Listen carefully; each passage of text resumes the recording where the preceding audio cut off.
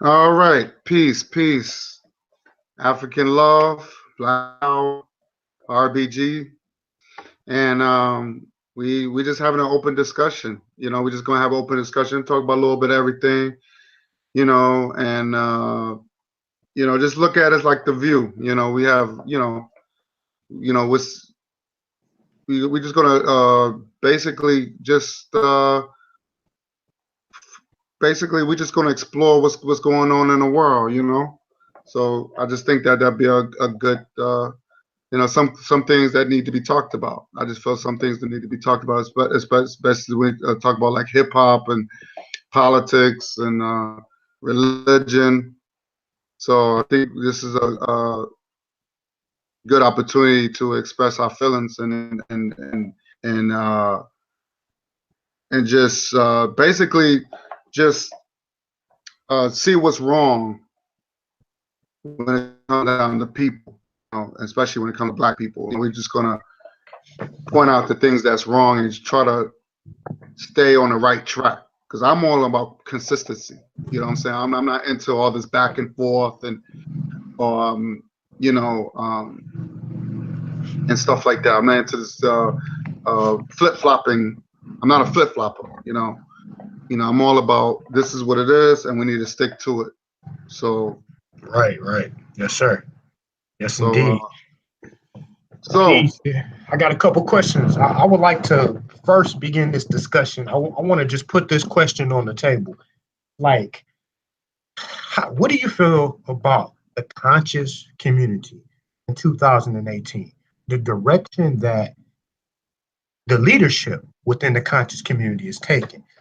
Do you think the conscious community they really have a plan to really bring, black people together, so we can get up out of this, oppression? Or are most of the leaders in the conscious community just lining and filling their pockets and no better than the pimp preachers on the table that's passing around the collection plate?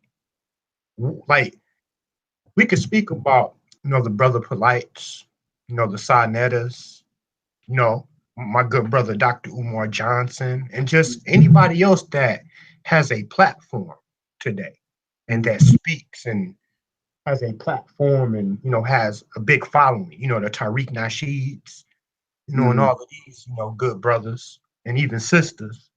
We can speak about some of them and just give like some of our opinions. Okay, I want to start with my good brother Sonetta. Do you think that this brother really has a plan?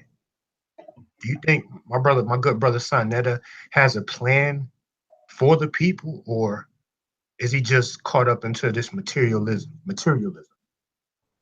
Well, anytime, well, my thing, anytime with somebody that rock gators on their feet and talking about that's all he does, that's all he, is selling other people's work just to feed his family.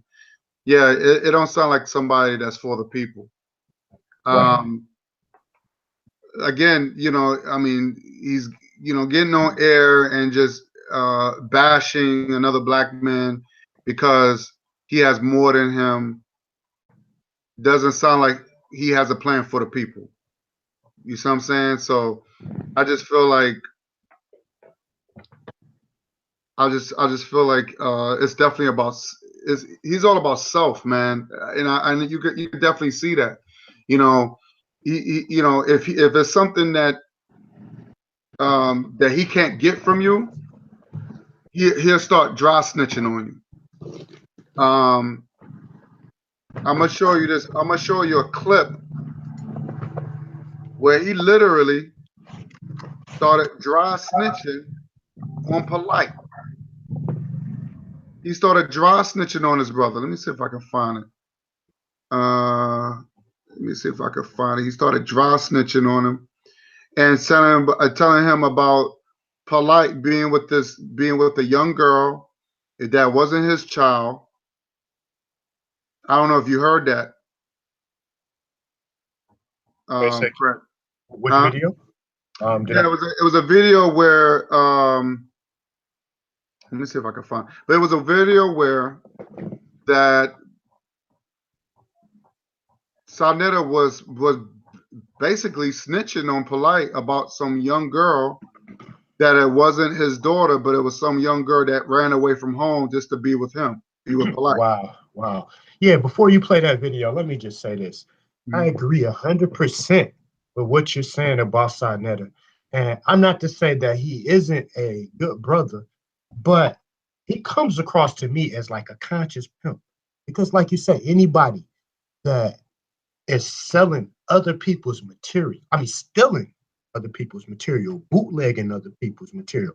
Like, I even heard the brother go on air one day and said that um, selling, basically, he equated selling consciousness is like was like selling crack. He said he went from selling crack to selling consciousness. Mm, And it's like, what are you trying to do? Are you selling the people a dream? I mean, mm, because all of the information in the world doesn't mean nothing without, some type of plan to, better the people. mm, And it's like Sinetta, I mean, like another thing I don't like about Sinetta TV, it's just like he has a lot of good brothers on there that do have very, very useful information, but at the same time, it almost seems like how people call him the Don King of the conscious community. Like he promotes a lot of beef amongst brothers. It's like I've never seen, like it seems like anybody that works with Sinetta and comes on his platform to spread information, some type of beef has to jump on. There mm, always has to be some type of beef being promoted. Just like, at one point in time on Sarasu and Seti was on Sinetta TV all the time. Now all of a sudden, it's just all these videos, these brothers going back and forth. And I just get tired of all the conscious beefs in general. mm. Sarasu and Seti versus Dr. Umar Johnson, Dr. Umar Johnson versus Tariq Nasheed. Um, just all of these brothers, man, just, when they should be building together. Mm-hmm. Like they're supposed to be conscious. Like you're supposed to be conscious, and they doing the same thing that the street dudes. Like the street dudes, like people fighting over territory, like Bloods and Crips. You know what I'm saying? GDs, Vice Lords, and all of that type of stuff, man. If you're supposed to be conscious, that means you are awoke. You are aware. So if you are aware that it's the white man's design, like, and you've read the Willie Lynch letter. Like you see how the white man, you know, pit black people against each other based off of petty differences. So it's like all of this stuff, you're conscious. Why are you feeding right into it? That's why Mm-hmm. sometimes I think a lot of these brothers, and this is no like shot that I'm trying to take against Sinetta, because I'm gonna go down the line. We're gonna go down the line and speak about a lot of these, uh, today's, conscious leaders. But what I'm saying is just the fact that it's just too much beef going on. I just think it's all about views now. Like it's all about views and celebrityism. It's not about like, really doing anything to, benefit the people. It's all about views, lining your pockets, you know, being materialistic, driving, the most fancy car, getting the money, selling consciousness, went from selling crack to consciousness to put money in your pocket to go get caught up into the materialism of the white man. Well, you have to understand, even when Pharaoh, young Pharaoh, he even said that he was glad. These are his exact words. He was glad that the conscious community is collapsing. The conscious, that's what he claimed, that he's not conscious. He said, I'm glad this whole conscious thing is collapsing. So these guys was never authentic in the first place. You see what I'm saying? So it makes me wonder, were you in it for the money, or were you in it for the fame, or are you really in it to help to give people knowledge? You know what I'm saying? So I'm just trying to, a lot of these people just use this platform like YouTube and Facebook and all these like a platform to have some sort of celebrity status, not really changing the world or changing people, the people's condition. You see what I'm saying? Um, Minds were open. They opened my eyes. I mean, these are very intelligent brothers. But instead of just coming together and just building and just come up with a plan and create businesses, because that's what it all comes down to, is resources. So if these guys ain't coming out with no plan, you know, how much debating you're going to end up doing, how much end up discussion you're going to end up doing. So the only thing that you can do is go to war with each other. You see what I'm saying? So this is what you'll see now. Just see a lot of dudes snitching, dry snitching on each other, calling each other on like they from the streets, like they gang affiliated. You know what I'm saying? Just making fun at each other, talking about I saw you with this person, it's a lot of jealousy. It's not really criticism. It was just a lot of jealousy. Like I see a lot of dudes jealous of Polite because Polite got the fine sisters. He got the nice cars. He's chilling in Beverly Hills. And you got dudes that are jealous of that. You know what I mean? Is that crabs in a barrel type of mentality. So that's what what I'm going to do, I'm going to tell your business.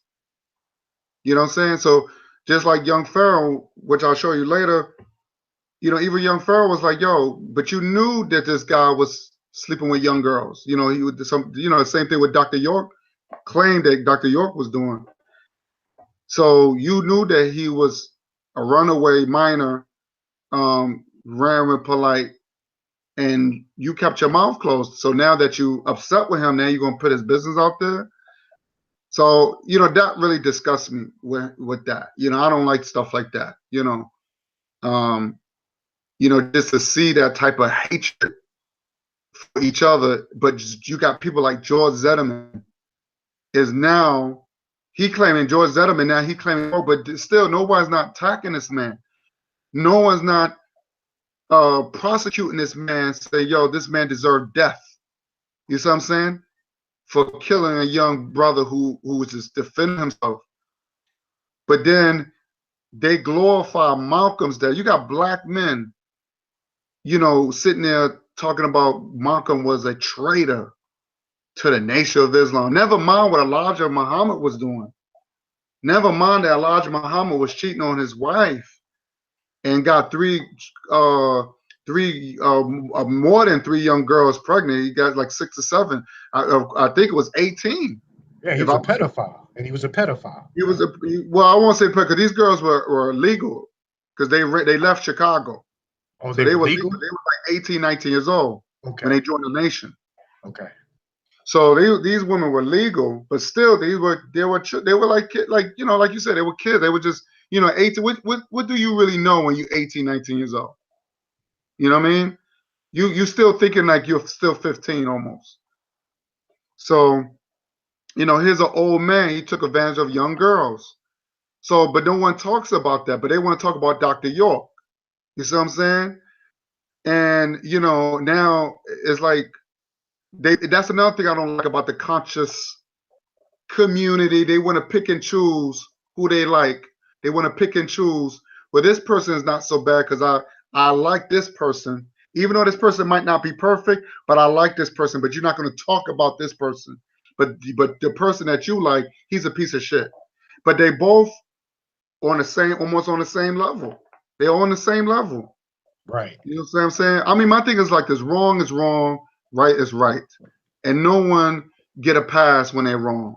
Right. When do black people need to wake up and say, you know what, you was wrong, you shouldn't have done that. Now you need to pay the price. That's right. Correct, bro. And you know what? Okay, so I would like to move on down the list. What do you think about my good brother, Dr. Umar Johnson? Do you think he's truly for the people? Is he just I think Umar Johnson is definitely for the people, but I just think that again, he's what I'm a little disappointed of him. Like I said, I understand nobody's perfect. Even Malcolm said that nobody's perfect. But you compare Malcolm's life to Umar Johnson's life. Malcolm was a married man. He had beautiful children. And, I'm not saying, like I said, no one's perfect, but at least Malcolm tried to be consistent as much as possible. The nation literally done this man wrong. Even he said that the nation kicked him out. So he didn't leave the nation. They kicked him out the nation because they said he knows the truth.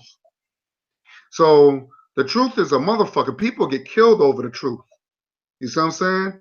Truth is like the #1 weapon. That's like almost like like bigger than atomic bomb. So when you know information, you know, look at that movie Enemy of the State with Will Smith. You know what I'm saying? How the CIA was trying to kill him because he knew something. You see what I'm saying? Right.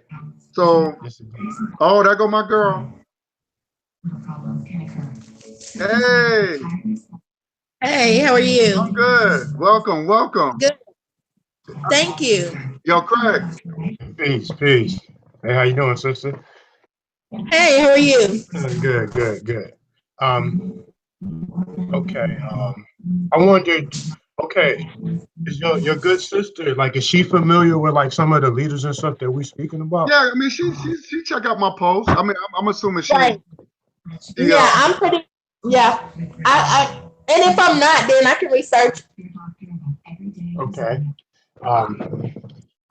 So, brother, you want to continue with what we're doing, or would you like to? Let's get. I always want to make sure we all on board because, like, you know, so Donna, I'm gonna let you know that we just having an open discussion, but right now we're just talking about the conscious community.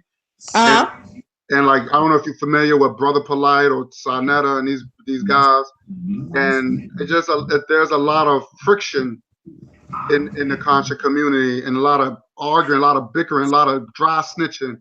Instead of just building the people, they're just tearing each other down. So I don't know if you're familiar with Umar Johnson. Yeah. So we're just going down a line of lists of people that to see if these guys are authentic or not.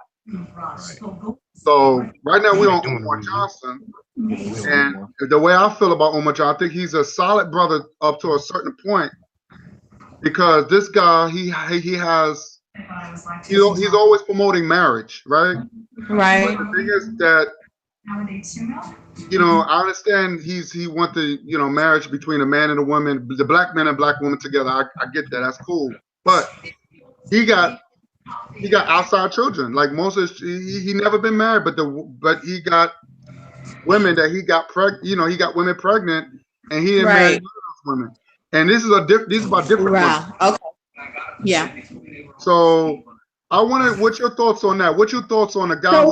So what do you feel? Because he is so favorable to marriage, and he speaks so highly of marriage, you think that because he speaks those things that he should lead by example, or are you judging him because he don't? Are you judging him? Well, the thing is, we got to look at the word judgment, right? There's prejudging and there's judging. That's where we go to court. You have a judge. So what happens here? All the evidence, right? All the facts. Right. I base everything on facts. So if you're going to preach certain things to me, of course you got to leave some sort of example. You know? Right. So Sure. look at people like Malcolm. And Malcolm, he was a married man, right? He didn't have babies out of wedlock. He didn't have babies here and there, whatever. He was a solid brother. He had beautiful black children, a beautiful black wife, and he tried to, you know, look, I know nobody's perfect. I mean, everybody make mistakes. I get it, but sometimes those mistakes can you know, it depends on the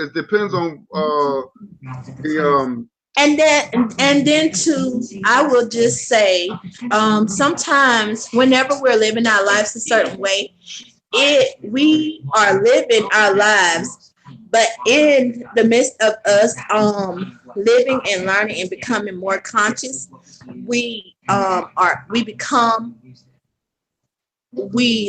on a different level, or we become on a higher plane.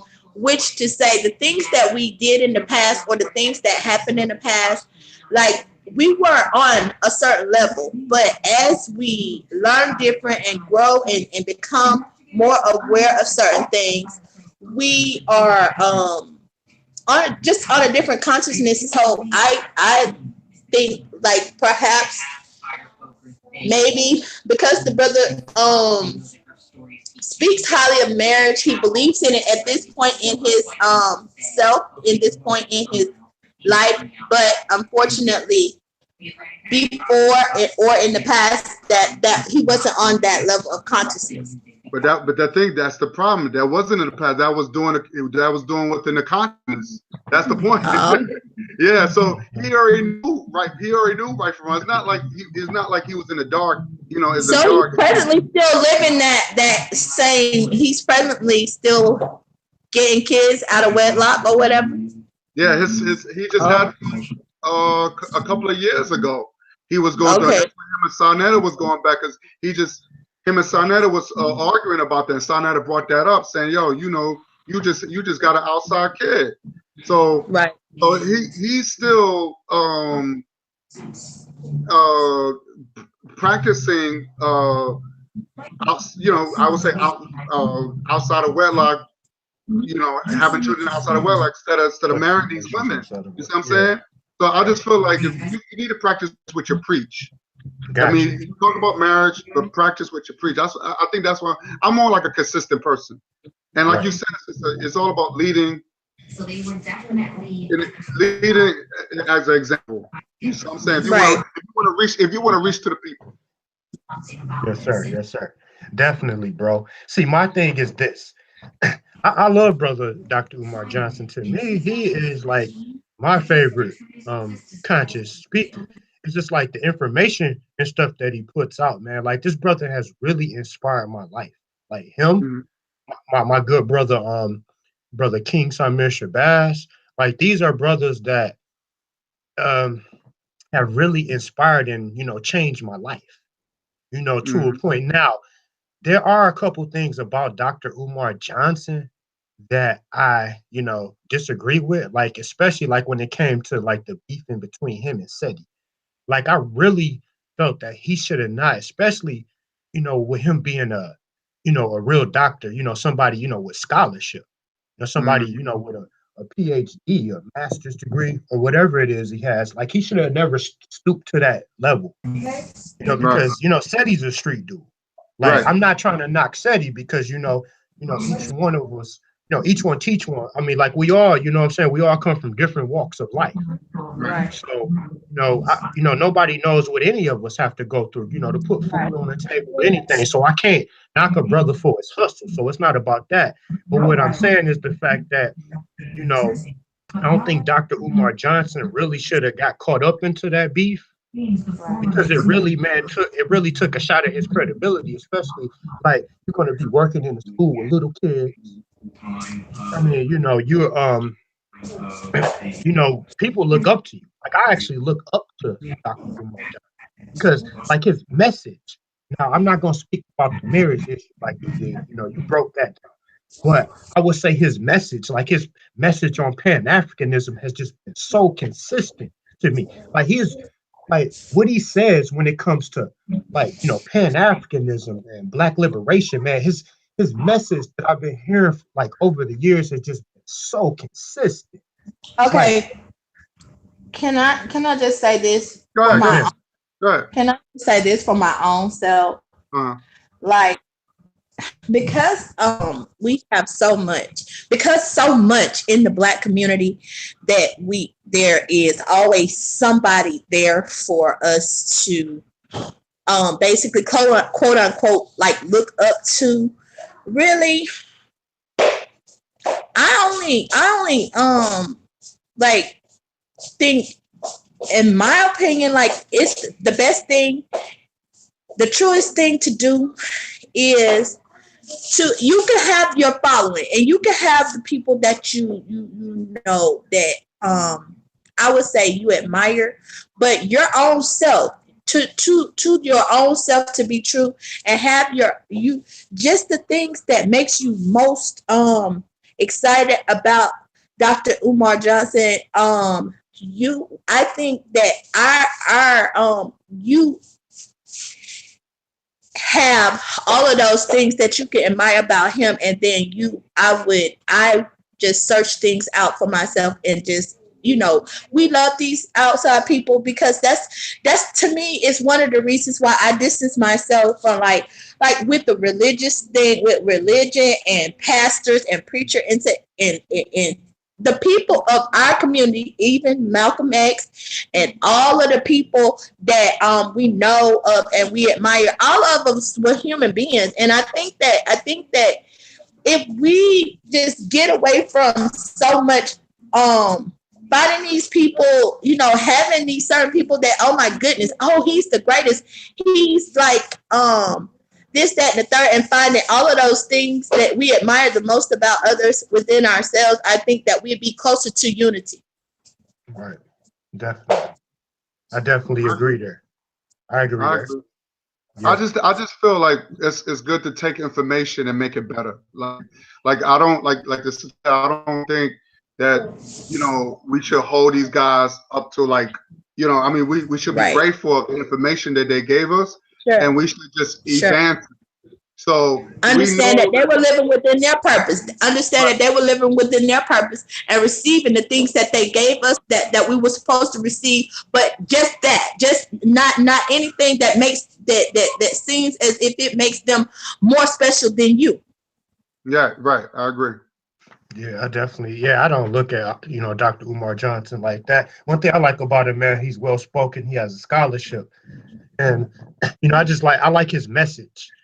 Basically, that's what it is. Sure. And it seems that he's very consistent. Like I don't I understand what my brother Guy is talking about, concerning all of this, outside of wedlock stuff, just like with the so-called conscious stripper, incident, when that came up.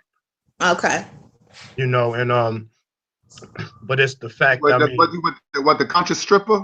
the conscious stripper. What's the conscious stripper? He was messing with. Yeah. Hey, what's your take on that, real quick, bro? I mean, how does that tie into what you were saying just a minute ago about him just not being consistent? Who, me? Yeah, yes, sir. Oh no, I was just saying I just feel like I'm always been a man of consistency. You know what I'm saying? Like, if you're gonna practice something, if you're gonna say something, just about the Elijah Muhammad situation when he impregnated those girls like that, people looked up to him. Even Malcolm said he was disappointed. And what taught me is that you got to be careful holding these people so high, because people can disappoint you. Facts.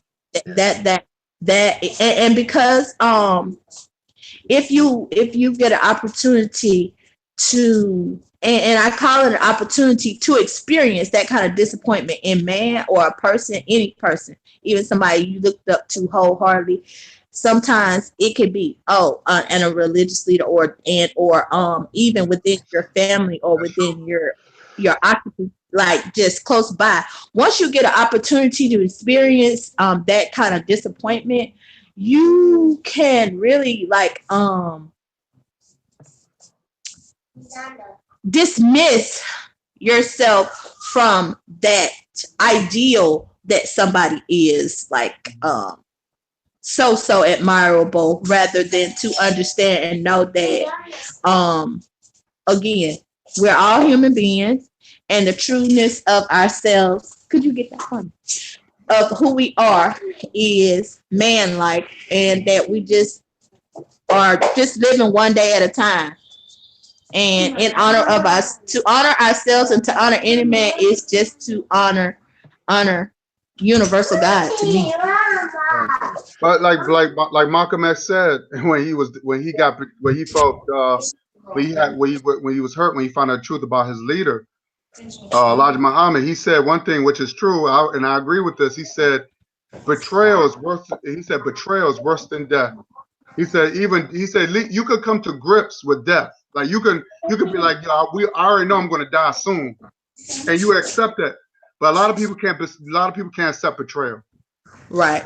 It does bother, and trust me, he's right about that. Because I've been betrayed before, even with friends and stuff like that, and it does bother you. You angry, you want to do something to them, or you want to, you know what I mean? So it's like that's when people that you respect and you love and they but go get your bags out of there. But did you not learn something in that experience, as painful as it was? In that experience, as painful as it was, did you not learn something? And you Of learn course. valuable things. Right. Things that you needed to know and things that you would have never learned otherwise. That's true. You're And right. that's It does. Yeah, your own bad. that's true. That's So yeah, true. it's So I everything is truly an experience. Even sometimes the painful ones, even sometimes learning that what you consider as people as being disappointed or something. Each each experience is your own. It's personally your own, and you have to experience it to still get to your own purpose. Right. That's true. I just like even with the Umar Johnson, I was kind of hurt of his situation because I was like, damn man, like you practice marriage and the woman should be with the black man, the black woman, and that's another the other. But then you don't even be with your own women. You know what I mean? Like he's not with none of those women that he impregnated. You know what I mean? Now, So right, that it is a betrayal. It is a right. betrayal. Now I know how Malcolm felt, and just like my brother Craig, I don't know how he felt, but yes, at first I looked up to this man Can like you? And I don't mean to interrupt. I just want to know to understand what you mean when you say betrayal. betrayal as far as like you think this person was perfect. You think this person is like What that was that not your own conscious thought? Was that not your own? I'm saying even with each individual, did they ask you to feel like that they were perfect? So I don't understand why you would feel betrayal as you accepted this person as a leader, as a person of consciousness that you would a conscious listen to. leader. Yeah. You accepted this person yourself as a person that you would listen to and admire or whatever the case may be. When they do not live up to the things that you admire most about them, how come it's like a betrayal to you? You just have to be better or be something that be exactly what it is that you were disappointed about, that and then some, like within ourselves. You have to rise your be more righteous because none of us are blameless. Right. That's true too. I mean, I'm not saying I'm 100% perfect, but at least I know what right from wrong is. You know what I'm saying? Like I know I'm not gonna get a bunch of girls pregnant. You know what I mean? It's just that I mean I But can't. whatever it is that your truth is, or whatever it is that your issue is, or whatever it is that your thing is, that's your thing. And it's just not a situation where you're standing on some platform, speaking in terms of whatever it is that your thing is, not necessarily having the kids out of wedlock or whatever the case may be, because probably that's not your thing. But you yourself have something that may be a shortcoming or a weakness. You're just not out here on a platform speaking so highly of different other things where that person can see you to the point that anything that you've done or whatever it is your weakness is could be scrutinized and or said to be, oh my goodness, something that was something to be disappointed about. You understand what I'm saying? Right. But there's things you could correct, and there's things that you can't correct. That's truly now, and honestly, again, that's truly something that certainly can be corrected, but that's still not something that I really knew anything about.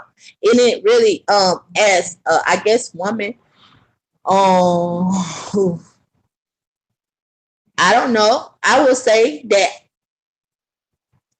I don't feel like it's blasphemous. It's just that's just to me seems familiar. That just to me seems like, oh, okay, yeah, that's what guys do.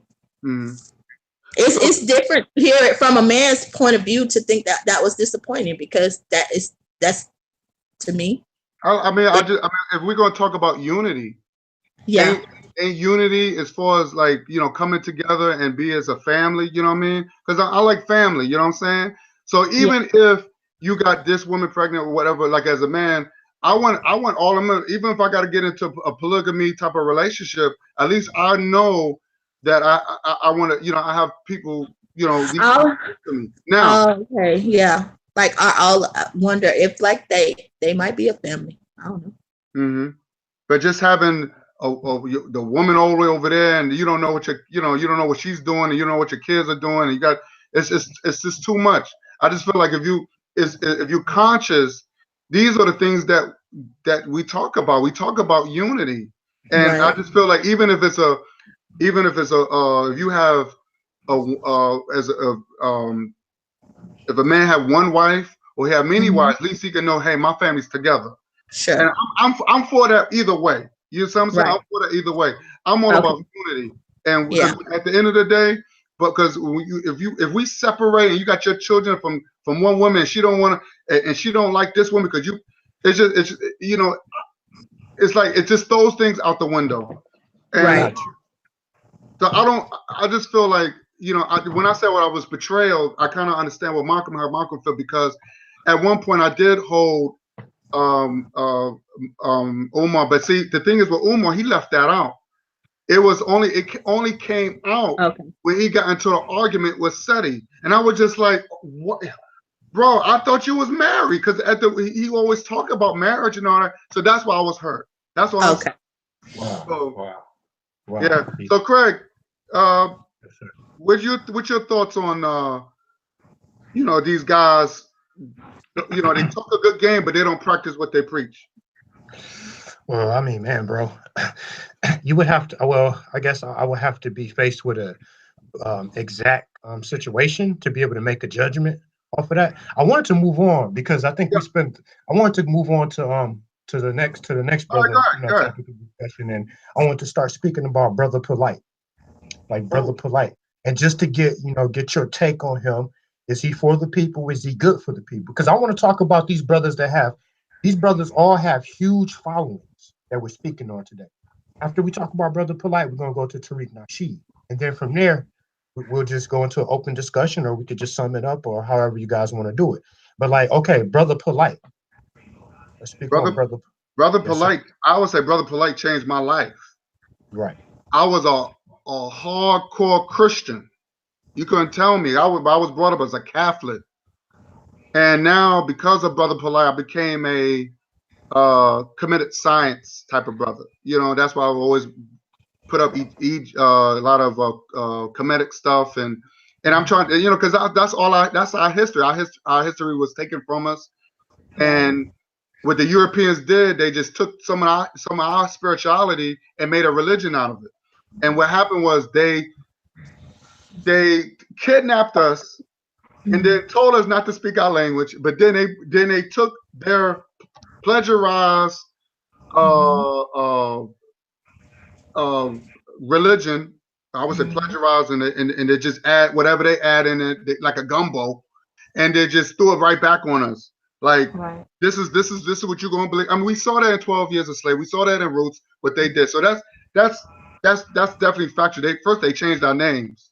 So that's where you have a lot of black people named Washington, Smith, all these last names. Those are slave names. We speak in English. You know what I'm saying? That's what Malcolm named himself Malcolm X. Actually, that means unknown. We don't know who we are. You know what I mean? So I want to get back into my spirituality. I believe in energy. I believe in the power of the cosmos. I believe in all that stuff now. That's what I can say about Brother Polite. He did change my life as far as that. But hey, can I become more familiar with Brother Polite, because I'm not. I don't know him. Oh, Brother Polite, he's younger than me. I'm 41. Brother Polite got to be like 35 or something like that. Very intelligent brother. He used to be in a gang. Used to be a Crip, and I got locked up for a while with this and that, and he told a story. And then when he came out, he followed this guy named Dr. York, right? Dr. York was a good brother. He was the one who spread the knowledge of comedic science and yada yada yada. And he was the first one, actually, one of the first ones that wanted to separate himself from European. He wanted to establish his own. He bought land, and he made he bought land for the people. Right. But what happened was there was just big, of course, like any other I guess I don't know if he was trying to turn it into like a religion where that he starts sleeping with young girls. That was allegedly that's what he did. And but I think the government didn't like the fact that this man he got smart and he just said, we don't want to deal with nothing European. We want to have our own thing. The United States government do not like that, so they try to say that, oh, he'd been sleeping with young girls, so we're just gonna lock him up, and he was doing other things, so he's still locked up to this day. Okay. So Brother Polite took on that, he took on Dr. York ways. He got 4 wives. But here's the thing about Brother Polite. I don't know where he get his money from.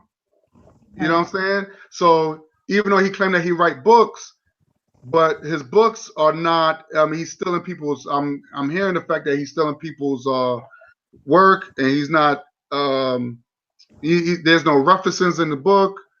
So he claimed he got his own bookstore, but then he's out there in Beverly Hills. He got these nice cars and all this other stuff. And basically, he's taking that money from black people and he's putting it back into the white man's hands by buying the white man's car. Is that what the brother's problem? Is that what that's the reason why he was brought him up? He wanted to just No, we're just basically, we're just basically doing a review of some of like the top leaders and just giving our thoughts. Yeah, we just want to see the basically the flaws in these guys. How they talk black, but they do stuff white. You know what I mean? Like he's in Beverly Hills, and I get it. He said that, look, the ghetto is not for us, which is true. He said the ghetto is nothing but a white neighborhood occupied by black people. Right? It's like the white man's a slumlord and we the tenants. And we getting, the pipes are not being fixed. There's lead everywhere. That's how the ghetto is. So he said that I should not be living like this. I think black people should just get out the ghetto, get out the white man stuff, and establish their own neighborhood. But here's what I have a problem with Brother Polite. He didn't go to Africa and spend his money there. He didn't go down south where there's a lot of black-owned neighborhoods and stuff, like beautiful black-owned neighborhoods. He went to Beverly Hills. Beverly Hills is white control. So I was thinking when you was just saying that, like when I was just thinking that whenever you was just saying that is, if you want to establish our own neighborhood, like Haiti is us. And if you have the money and things of that nature, why wouldn't you take it to Haiti or somewhere like that? Even to Africa. Well, build that up. At a community. Yeah, that's one of my issues as well. This is what the brother was just saying. Like he's just he's selling consciousness to black people and just taking the money, putting it right back into the hands of white people. Like he's just so caught up in the white man's materialism. Exactly. Like all of these $200,000 and $300,000 vehicles, and using our consciousness as a venue. Yes. Right. He's using it's more like a money thing for him, And he said, I understand he likes to teach, and that's how he makes his money. But again, he's not putting his money where his mouth is. Look, in Ghana, they got their own cars made by black people, nice cars. He's not going over there in Ghana and living there, and and buy and drive and say, look, my thing is show me. Show me. Teaching is showing. It's okay to sit there and do lectures, but you got to show me that, hey, if I can do it, you can do it.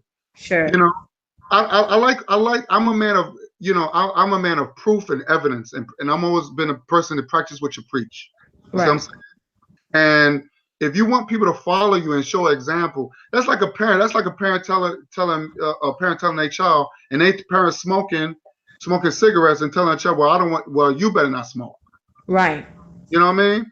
You have to lead by example. You gotta lead by example. So a lot of these conscious guys are just in it for the fame and fortune.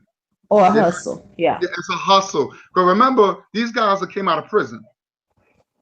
Okay. It's not like the Black Panthers, how these guys came out of college and they actually done things. You see what I'm saying? They did food programs and housing programs for the people. These guys are not doing that. So that's why I'm a little disappointed, because there's no plan of, okay, now we got this knowledge, let's put it to action. Here we're gonna do it this way. We're gonna have some people to put at least, put $1, hey, $1 a day, $1 or $1 every 2 days or whatever, so we can start buying up these property in Harlem or some places in New York or Baltimore or whatever. These, and you got a lot of cheap properties that are cheap. They could buy all this land, and especially in Florida and down south, all that land. Yes, so, and I think, Brother Polite, I just think that, his money is going to the wrong hands. He talked, like I said, he's another one that have this this self, I don't know what you call it. He talk a good game. He talk like he's a black man, and he talk black, but he's, like I said, he's spinning white. You know what I mean? Like, he's buying cars that's made by white people. He's living in Beverly Hills, going to these expensive white stores. And like I said, again, he's making a white man money. He's not putting the money in our pocket. I want money too. What's up? Right. So these guys collect. I mean, these guys could, they get hundreds of thousands of dollars. They could generate hundreds of thousands of dollars in donations and recycle it in our communities and recycle it. What do they use it for? They use it to, to give to the white man to, say, I got the $200,000 vehicle. Wow. Yeah. Okay, let's get to Tariq Nasheed so we can wrap this up and go into open discussion. Like, what are your thoughts on that, brother? Tariq Nasheed, he's a funny dude. I just think that I don't know. It would have been nice. It would have been nice that he married a sister, even though she's a mulatto. He got a mulatto as a wife. But it makes me question, like, okay, you talk about white supremacy a lot, but how your reaction to, it makes me wonder how his wife's family on the white side, how they feel about him when you talk about white supremacy. And did you hear what he said in that one video? When he said that he was against white supremacy, but he would throw up the flag of Europe in the bedroom. He said this out of his own mouth. So basically he's saying that he don't like white people, but when it comes to inside the bedroom, he would throw the flag of Europe up in the bedroom. Wow. So Donna, do you know about Tariq Nasheed? Oh no. Again. You ever saw Hidden Colors? No. Oh, wow. She haven't seen Hidden Colors. Wow. Wow. Yeah, check out Hidden Colors. He did a documentary called Hidden Colors. And he was, all right, you know about Tommy Sotomayor? No. Okay. Again, okay, this is me. I do not, like, I listen to different people, documentaries and their philosophy, and I receive the energies and I receive the information that I am called to receive from those things. But I don't even, like, when I'm saying no, I don't recognize these names because I don't receive the names of the people. I just receive messages. Gotcha. But you are familiar with Brother Umar, though. Are you familiar with him? I'm most familiar with Brother Umar, except only because of his arguing with the people, certain people. Okay, got you. Right. Got you. But yeah, Tariq Nasheed, man, he's a funny cat to me, man. Like how he make the little puppet shows and stuff, like especially when he did that puppet show about Dr. Umar Johnson, man, at Herpy Hotel. I mean, and I shouldn't be laughing at that because I hold Dr. Umar to such a high standard of respect. And I know that can be dangerous. Now that you saying that, I know I recognize the individual that did the puppet show against brother Umar. You know what I'm saying? Like, okay. Yes. Okay. Yes. Name. Go ahead. Okay, I get it. Yeah. So, I mean, to me, he's a conscious comedian because, like I say, I've heard videos and stuff of him. Like, there's actual video that's put out because he wrote a book about, I think it was called The Art of Mac, Right. and basically, I heard some of his old material, and he's basically telling you how to be a pimp, how to pimp black women, how to keep your hoes in check, and all of this type of stuff. Like he seriously is a real deal street dude. And like I don't knock anybody's hustle, but at the same time, on the other hand, like to sit up and talk about white supremacy like that. Right. But then you want to pimp. I mean, every other word that comes out is my white supremacy. But then you want to advocate, pimping the sisters. And then talk about you would throw the flag of Europe up in the bedroom, meaning that, well, he's against white people, but when it comes to the white woman, Right. I the white understood woman exactly has what he meant. an easy access into his bedroom. Sure. And like my brother said, he's married to a mulatto. Got a white mother-in-law. Well, how you gonna be against white supremacy? But you go eat your Thanksgiving Day turkey in the house of white supremacy. Exactly. So it's like these dudes that contradict themselves. Right. And it's not to say he's not a good brother. I'm not saying that, but to me, he's like he has me cracking up. Like God, God, did you ever get a chance to see the video he did about Cynthia G? That new one that I had just told you about? No, I haven't checked that one. God, man, he went in on Cynthia G. I'm talking about, man. But this is what gets me on my what hurts me about when black people do this. There's so much fighting among each other. All these black people dissing each other. Right. George Zimmerman's still alive, and I haven't heard one black man or even black woman say anything about this. That's fact. And that's what hurts me. I'm like, yo, dude, like you got a murderer still alive and well. Right. And that's all we do. We just fighting each other. We diss each other. We go hard on each other. Right. And then you want to know why? Do you want to know why kids don't want to be black? Right.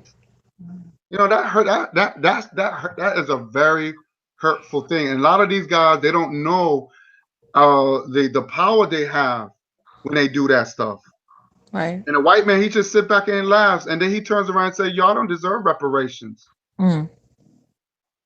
Just look with Tyreek, and he would not Tyreek. Why does it even matter? Again, when you say, why does it even matter what white man saying about reparations? Like for real, like deserve, like they don't. You can't even listen to anything like that they have to say about reparations, about anything else. When you say, oh, that's why they say that why we don't deserve reparations. Like we far beyond even hearing them, what even matters to them.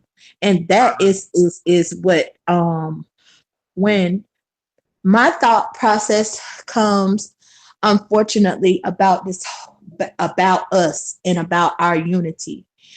I think that even with us bickering amongst ourselves, and finding fault with one another, that is certainly a part of our energy. You need the bad and the good. You need the negative and the positive to move something, to motivate something. Right. Amongst ourselves, that's natural. And we have to really, outside of like, continue to like point it out in one another.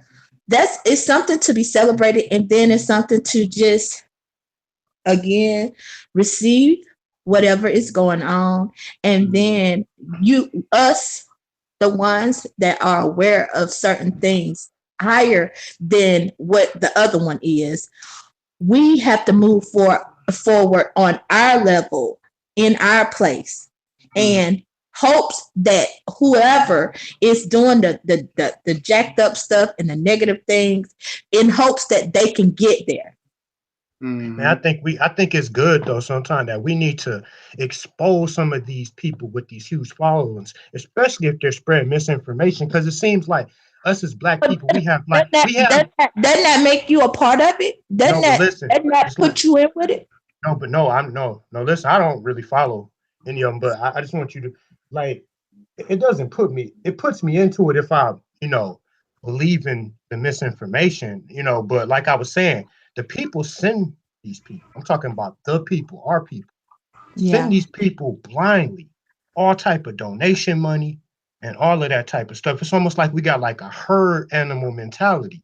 Like you ever seen like when it's a herd of buffalo and one of them falls over the cliff, the whole herd, falls up behind that one. And before you know it, the whole herd is dead because they follow behind that one buffalo that fell off the cliff. You ever seen that? Sure. It's like us as black people. We have like that herd animal mentality. Like it's always been like that. Me and my brother were discussing earlier about the Nation of Islam. And like how some of these people, like regardless of what Malcolm, brother Malcolm X exposed about Elijah Muhammad. Regardless, like all of this stuff, all this information is out here. It's still people with this herd mentality today that follow blindly up behind Farrakhan, that follow blindly up behind, Elijah Muhammad and stuff like that. And it's just, that's it can be very dangerous. Yeah, and that could definitely, we tend to lose, it might tend to lose focus. We tend to lose focus on what's important. Like I said, I just feel like it's good to, criticize these people, to tell them that, hey, to show them that, that they off the wrong track. You know what I mean? So either they take the information or they don't. But I just feel like I'm a person. I'm gonna take the information and I'm gonna make it better. I'm gonna make it where it's supposed to be.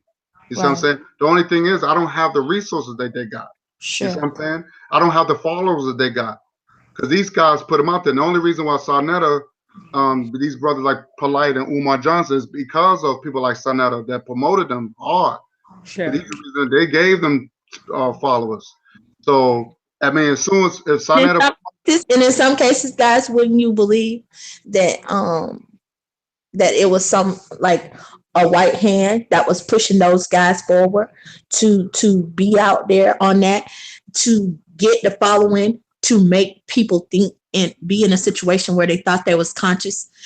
Of course, like these individuals are being nudged by the hand of the very same white man that they're speaking against.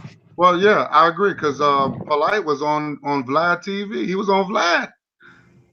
And Vlad is a white man. You know what I mean? I don't know if you've seen Vlad, but and that most certainly is probably the way that they're financed in certain aspects. Again, because of brother Elijah Muhammad and the celebrated story of Malcolm X and what we know based upon what they said. Again, who was funding that? Of course, the reason why they needed to silence Malcolm X is because he wasn't with it. Exactly. And he said that all this time he realized that the Nation of Islam was a criminal organization. Facts. Like he even said for himself, like he was like, all this time I didn't even know I was part of that. Even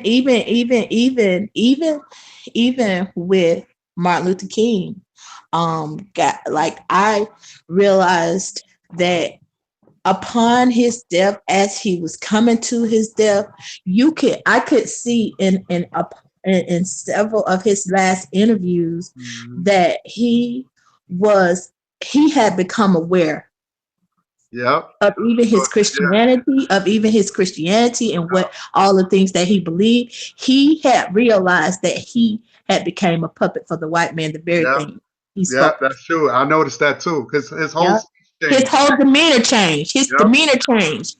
And lastly, the last message that I really got from him, basically, he is saying to me that by any means, by whatever it takes, he's gonna protect his family. If that means that I become basically a martyr for the people, then that's what it is. Mm-hmm. Yep, that's true. You're right. Yeah, I saw it too. I saw it too. And see, a lot of people, they don't want to show you that part. Right. That's something that you got to research. That's which is crazy. So, Craig. Oh no, I was finished. I was finished. I was just listening. Oh, yo, Craig. Yes, sir. I'm here. Yeah. So yeah. Anything you want to add before we move on? Well, okay. I mean, at the end of the day, like, I mean, I think, we had a great discussion, and like the sister was saying, like, basically, at the end of the day, man, everybody's human, and like we need to just be like, the change we want to see within ourselves, and stop like idolizing these guys. Yeah. Stop idolizing. Even though I have mad respect, I gotta have mad respect, because like you said about how Brother Polite changed you, and his teachings and stuff changed you. So did Dr. Umar. He changed a lot about me, and a couple other good brothers as well. And that's what to me, like the energy, like we would say, like that's giving him too much power to me. Like again, whatever it was that Brother Polite gave you, like it didn't come from like him. Like he was a messenger for whatever he gave you that you believe changed your life. It came from the Most High. Okay. You feel me? Right. I just feel like, like it's always good to, whatever the information comes from, I just feel like we should just just be more consistent and just take the flaws, just cancel like the flaws and just take. It's like in other words, it's like get rid of the junk food and take the healthy food. So that's how we have to treat people. We got everything. Like I said, I'm just talking about as far as the information, because a lot of times we need other people. We need people because sometimes our parents is not always correct. Right. Right. I was taught that God was going to do everything for me. Right. So, but it takes people to help people. You know what I'm saying? It takes people to give you information. So if there's a brother or a sister who can enlighten me and say, hey, brother, you on a wrong track. This is the reason why this is not working out for you. You got to do this way. I'm going to be like, oh, wow, I see it. So sometimes you got to be shown a difference. You know what I mean? To see, okay, some sort of enlightenment, because you want to know, oh damn, this is actual proof. I'm witnessing it. So this is not something out of thin air. This is something that's concrete, and that's what I want to see. So when I see people talking about, oh, we need to do this for like black people, we need to do that, but then you spending money on white man's trash. Sure. How does liberating? That's not liberating me. Right. You know what I mean? You, in effect, Polite is no different than a preacher. Than his preachers taking people money. Exactly. And buying a special cause. Exactly. So now that we know,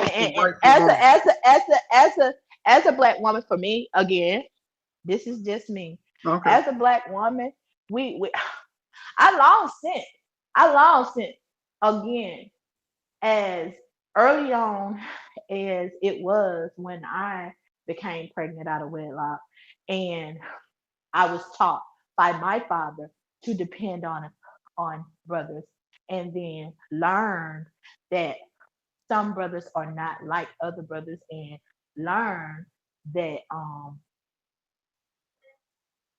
every brother's word is not bond, and they're not true. They haven't come to themselves.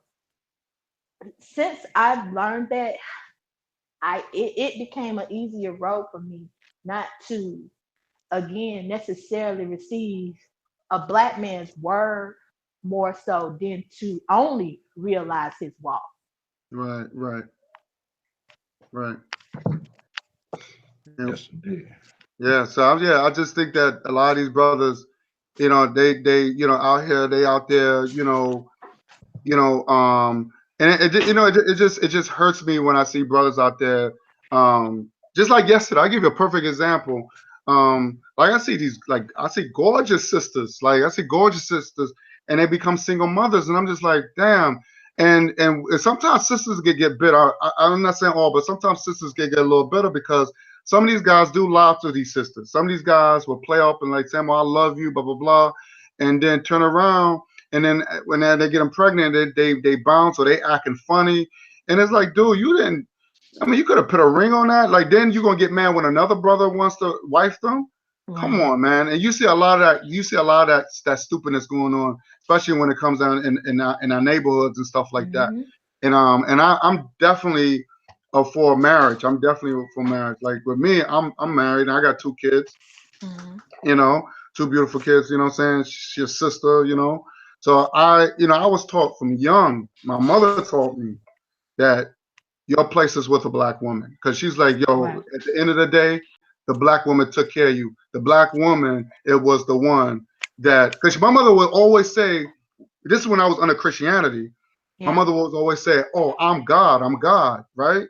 And I never could understand it. I'd be like, yo, you ain't God, because I'm thinking God is a man. And this, that, you know, see, the Bible always show you that man dominance. And not realizing I didn't know what she was talking about. And I don't understand, like, you know, when I was the brother Polite, he was always talking about the black woman was God, and he actually proved that. You see what I'm saying? So that's why I was just like, wow, he's right. So after he ran it down, that's when I said, and I told my mother at the end of the day, I said, yo, you was right. I told my mother, I said, you was right. You are God. And she was like, yo. Question. Even when she was making that statement, as free as and as confident as she was she even like fully, like what we consider now, aware of what we consider as a consciousness, or she was still a Christian, or she was still like believing in the God that they taught us of, but truly knowing within herself, because universal God gave her that ideal and gave her that thought. That's amazing. Yeah, it surprised me, because when I first heard it, because my mother grew, you know, we all grew up as a Catholic.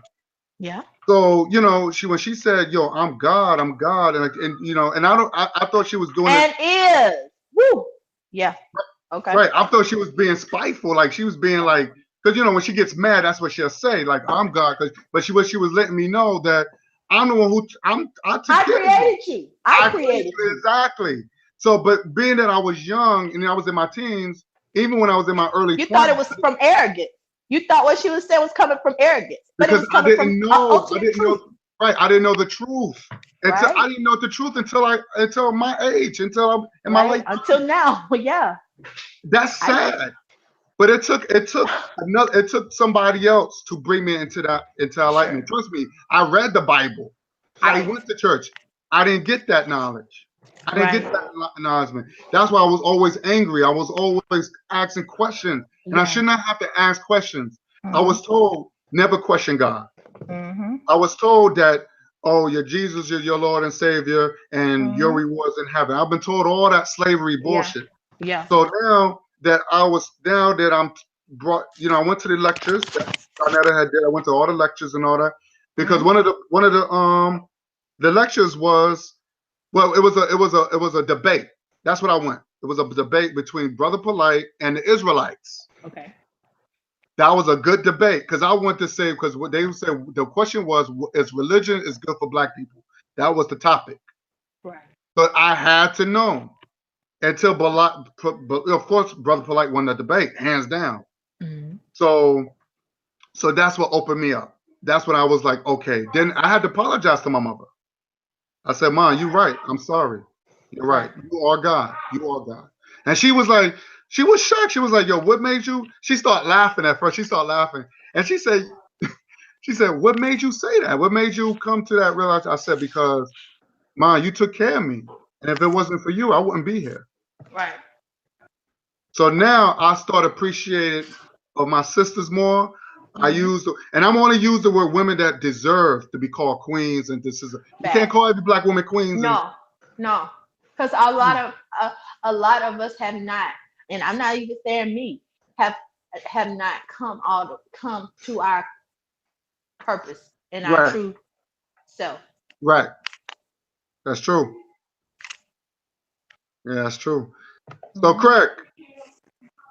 Yes, sir. All right. So, what's next? Well, okay, we could either go into the Morgan Freeman incident, or we could talk about the wow. NFL. We could talk about, the commissioner's announcement in the The NFL. the NFL situation. Yeah. Or Morgan Freeman, his new allegation. I mean, the new Right. charges. Um, But can we excite can I please say, like, if we talk about Morgan Freeman, we cannot, like, unless you've already talked about Bill Cosby, like, I think both of them have to do yeah, with each we can other. speak of both of them at the same time, exactly. Because I Okay, think okay. they have to be tied together. Facts. They have to Yeah. be tied together. I mean, so where do we start? You want to go NFL first? You want to hit NFL first? Let's Let's do the let's do NFL. NFL first. That's a little more interesting. Yeah. Yeah. Here's the thing. Here's the thing. Trump. He's trying to become like a dictator, Mm, and I understand he has. Well, I won't say dictator because he only can say his opinions. sure. He can't really dictate because it's the democracy, democratic country, or democracy country, or whatever you want to call it. But I think what happened was the NFL commissioner ran with it, and now they passed a rule saying that anybody that kneel or take a knee or sit down or whatever the case is during the national anthem, they will get penalized for it. They're gonna get fined. They did say if you don't want to participate, you can stay in the locker room. But even then, they're going to try to find ways to try to penalize people that stays in the locker room. Right. So, but again, this is all started when Black people started to realize that, first of all, for one thing, the national anthem was created by a slave owner. So it wasn't a big deal until the white Jewish people that runs the media, they start pushing that. They start pushing it. Where that now people would, you got to stand up for the flag. They wasn't doing that shit before. Look at what's his name, Marshall Lynch. Marshall Lynch. Yeah, he sat down the whole time in his career, and no one bothered him. This is way before Colin Kaepernick started to kneel, because the media didn't make no big deal out of it. So that's what I'm saying. Now more Black people start to do it. Now it became a problem. You see what I'm saying? Yeah. So, personally, no one really cares. Like when I watch the NFL game, I don't care about that stuff. You can't make people stand up if that's a political choice. Right. So it's all about white dominance. That's all it is. It's right. White dominance. Again, and the facts to me about before even at first before when Kaepernick did it, when we thought that he was just taking a knee, to take a stand about the violence against brothers by the police and everything. All of the NFL and nobody else, all of the teams and the Black guys on that team wouldn't even in agreement with it. It was only the only thing that brought light to it is because Donald Trump is called Colin Kaepernick a son of a bitch or whatever the case may be whenever he was talking about it. And it was a situation where he didn't have no business talking about it.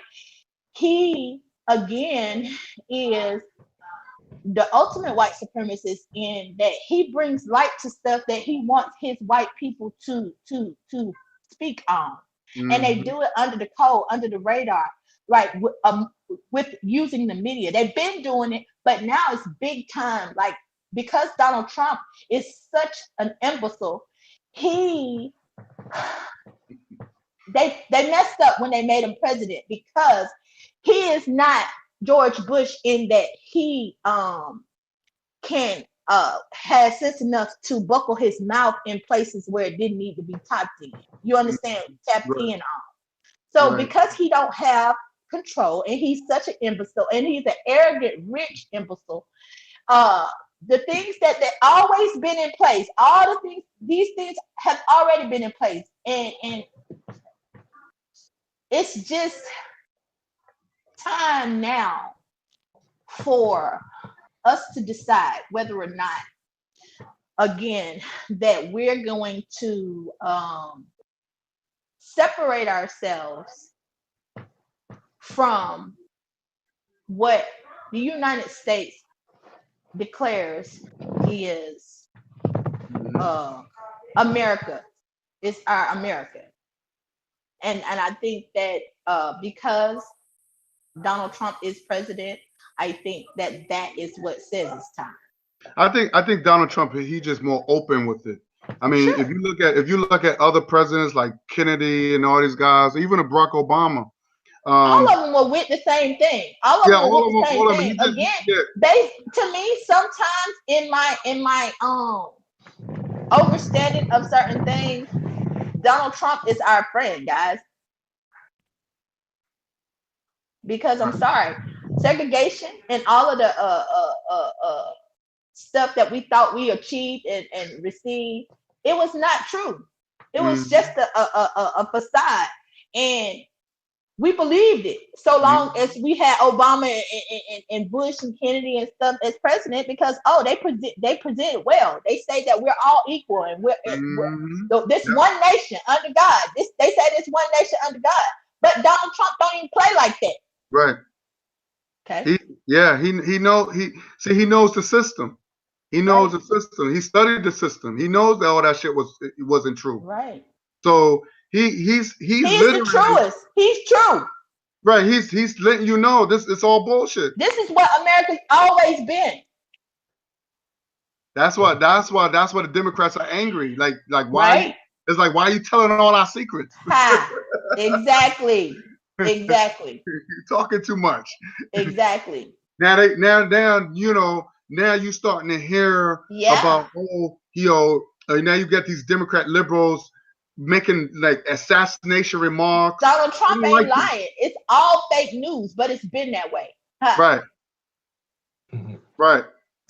Yeah. So I just feel like we were puppets. We were puppets. Now of course, we've been bamboozled. Yeah. In the worst way. We definitely been played. So huge. I just think that we let it run. We ran it on with Obama. I mean, with Obama being president, boy, we was on it. We was on it, wasn't we? Wow. I never voted for that guy. You can ask Craig. Never was a supporter. Now, Craig. Now, my brother Craig, but you used to be an Obama supporter at one point, bro. Nah. To an extent. Hey, he my brother. He my brother. My brother Craig, I was like, come on, Craig. I know he got said he's not a black man. He gonna fuck us over. Craig was hard. Craig was like, no, he's a brother. He's no. But to an extent, when he first ran for office, I was a supporter of him to an extent because I wasn't really off into politics. But like I said, I told you, my brother, Dr. Umar Johnson, he spread so much information that really broke down what politicians are really about. And once I really started to see that Obama, he was pre-selected, he wasn't nothing but a puppet. Facts. Puppet. That's it. He's just a puppet. He did nothing. He did nothing for black people. Like when he spoke against reparations. But what was he supposed to do again? Like when really, he spoke what against was he supposed reparations. to do? Ain't nothing that he can't. It ain't nothing that no one man can do for our consciousness. That the one person that doesn't decide to do it within themselves, and then it'll. But he just wasn't a black man. That's the only thing. I truly believe if Jesse Jackson or Al Sharpton would have been elected to president, they would have fought for reparations or died trying. Barack Obama, he's not a black man. Right. Like my brother Guy, man, he opened my eyes to a lot of that. the trickery of Obama as well. With a lot of different things, a lot of information that he was posting, he opened my eyes to a lot of the trickery and how these white liberals are, how these white liberals and stuff. They, like there's no difference, man. There's no difference between Barack Obama, um, Trump, No. all of them. Trump, shit, Kennedy, Abraham Lincoln. Abraham Jimmy Lincoln, Carter. Jimmy Yeah. Carter. Jimmy They Carter, all, yeah, they're all the same. they all the same. We were never meant to be citizens in this country. No. Yep. That, my friend, is that's the word. That's what we need to receive. That is what we need to receive. When Marcus Garvey was saying, okay, that they set us free, let's go home. Exactly. We should have been with it. That's right. Yeah. But Malcolm X said one thing though. He said, because he was for black people going to Africa. He said, look, I'm not saying that black people should go to Africa, but he was saying that if they have Africa in their mind, that's okay too. He said, Exactly. as long as you Because again, people move around all the time. People move around all the time. But again, if we cannot dwell here on the United States, in the United States and in the Americas, and are allowed to believe in our own true selves, then how can we? How can we like do it here? Because it seems like it's overall everything is all absolutely like basically taken over by the white supremacy. Right. And right. the ideal. The whole thing was built on it. It has to be destroyed completely in order to do something else. And I don't see that happening. So what do y'all think now about the Bill Cosby and Morgan Freeman lynchings? Okay, well, as far as me with the Bill Cosby, and I'm not really too much with the Morgan Freeman, but I know the Bill Cosby.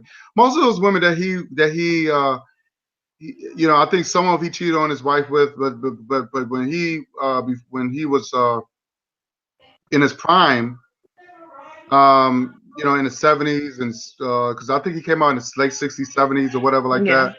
Especially doing the Fat Albert cartoons, and then in the early 80s and stuff like that. Right.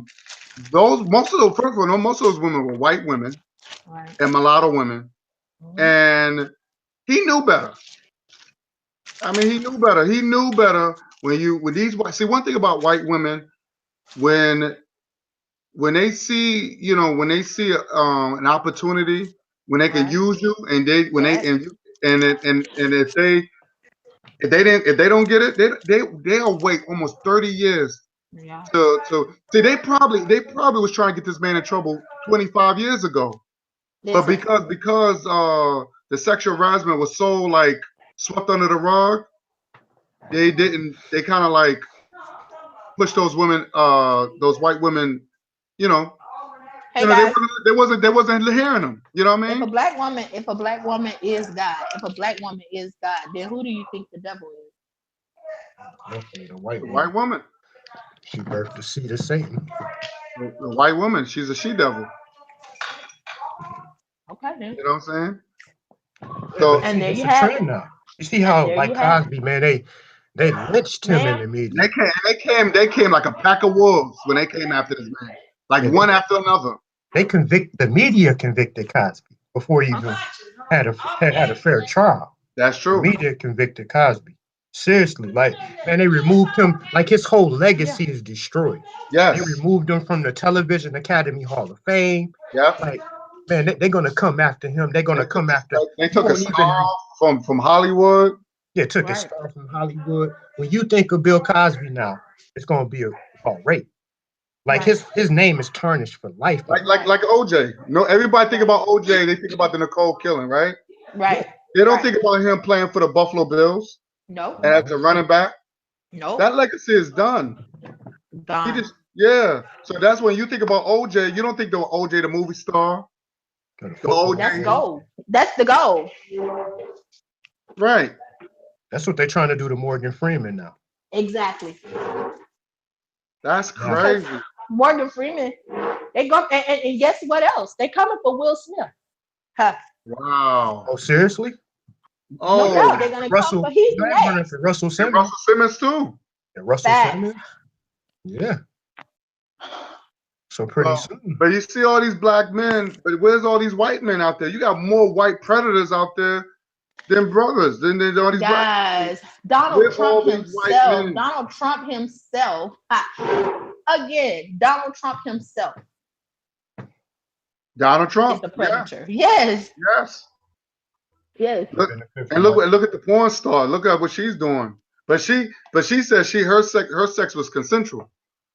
Right. But he It just don't didn't matter. He was still married. The point. What's right. going on They with try Will to. Smith?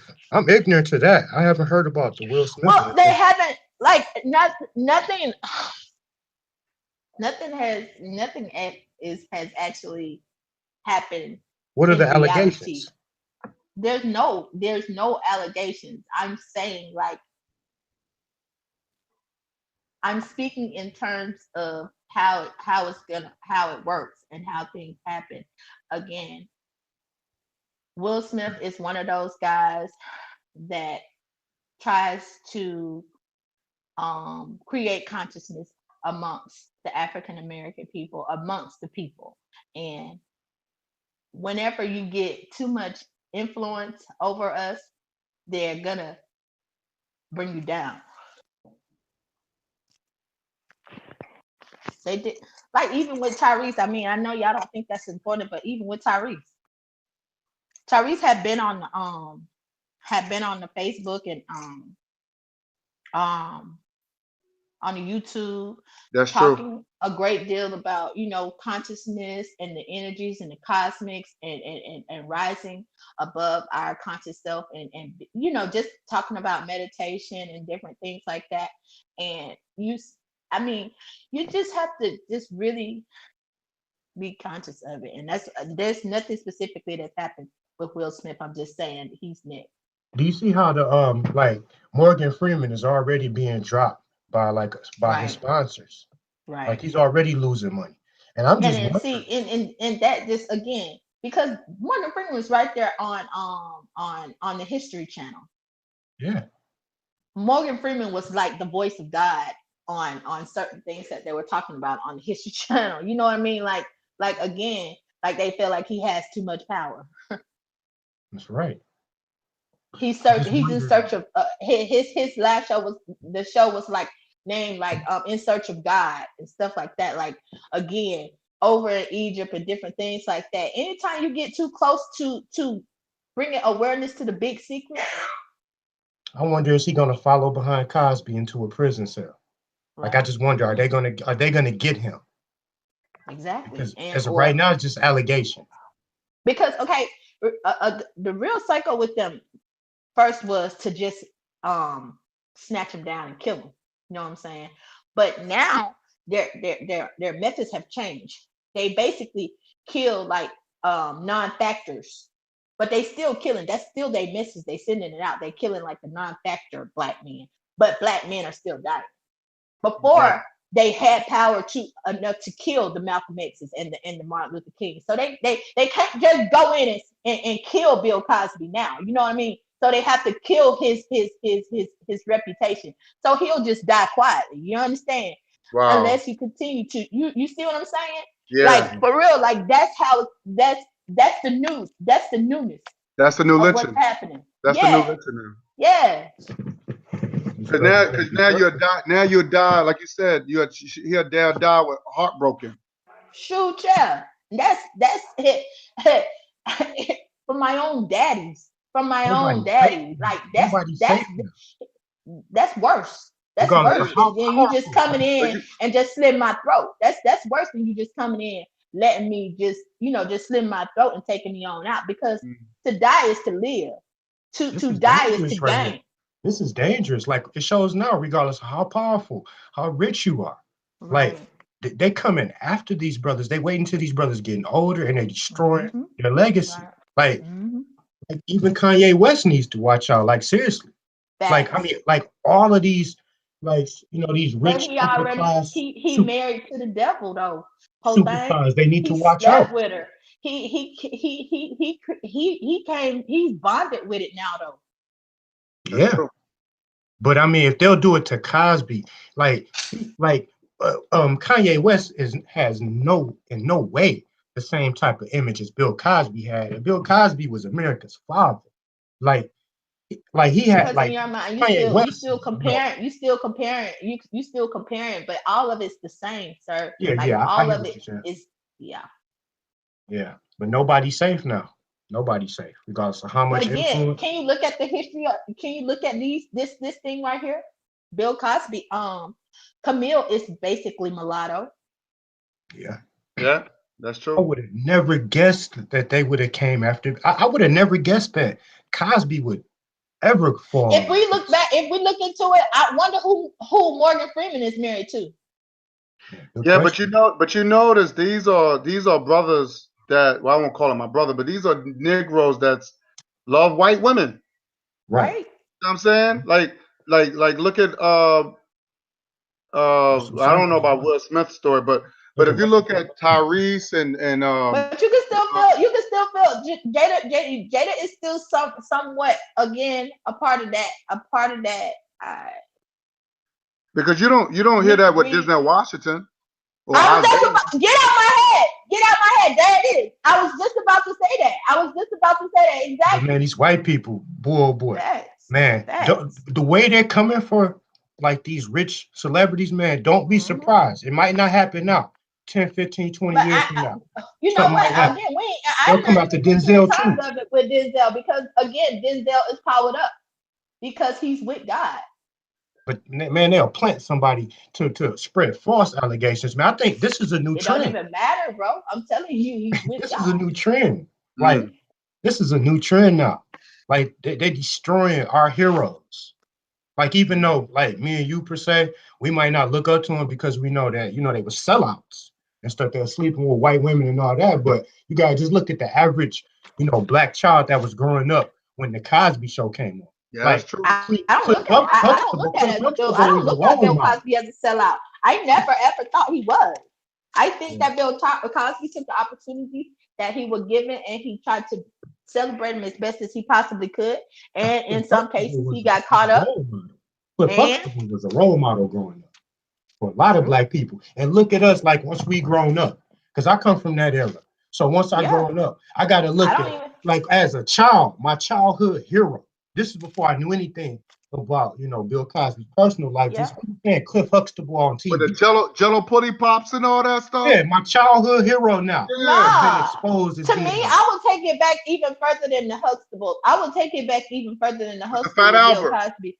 Because exactly, my daddy used to make us watch those little shows, those afternoon after school specials and things of that nature. Bill Cosby used to be on with like Fat Albert. He would have those little messages inside those things. They knew that if Bill Cosby got a network like NBC, he is conscious. And before he died, he was trying to get certain things out, but they didn't stop nothing. As I was growing up, man, Cliff Huxtable was a role model to me personally, because I grew up in that era. Like, man, I lived off of the Cosby Show. I love that show. And to see, man, grow up and see what happened to him in his old age, like, man, it really hurts. It really hurts. Like, seriously, it really hurts to see his name just destroyed. His name is destroyed now. Yeah, like, I see brothers making like the little memes and stuff, like with him and the pudding. I guess now they saying that he spiked the pudding. Well, he admitted with it. Date rape drugs. Y'all hear me? Will you call Tay? You ain't seen those memes and stuff they be posting on Facebook? Yeah, but he admitted it that he was drugging with women, which is stupid. Man, like, I'm not gonna admit that. Yeah, spiking the Jello. Yeah, spiking the Jello.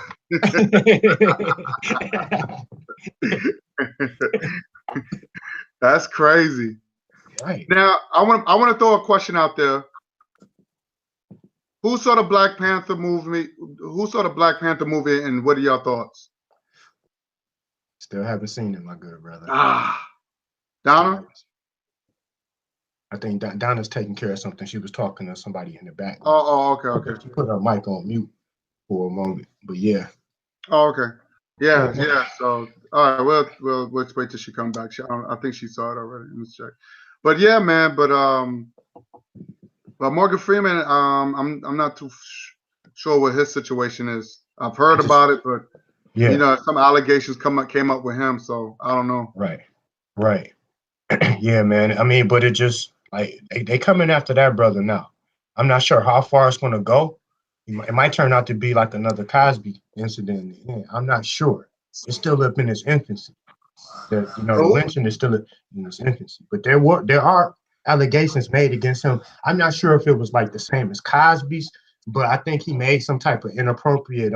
He was making it unsafe for some of his employees. Like, I mean, I think it's like sexual harassment type of allegations, to where he was saying like inappropriate things to some of the women, that he was working with and stuff like that. I think that's what it is. I heard like the things that he was basically saying to the women or whatever. This is one thing that really gets me sometimes about women.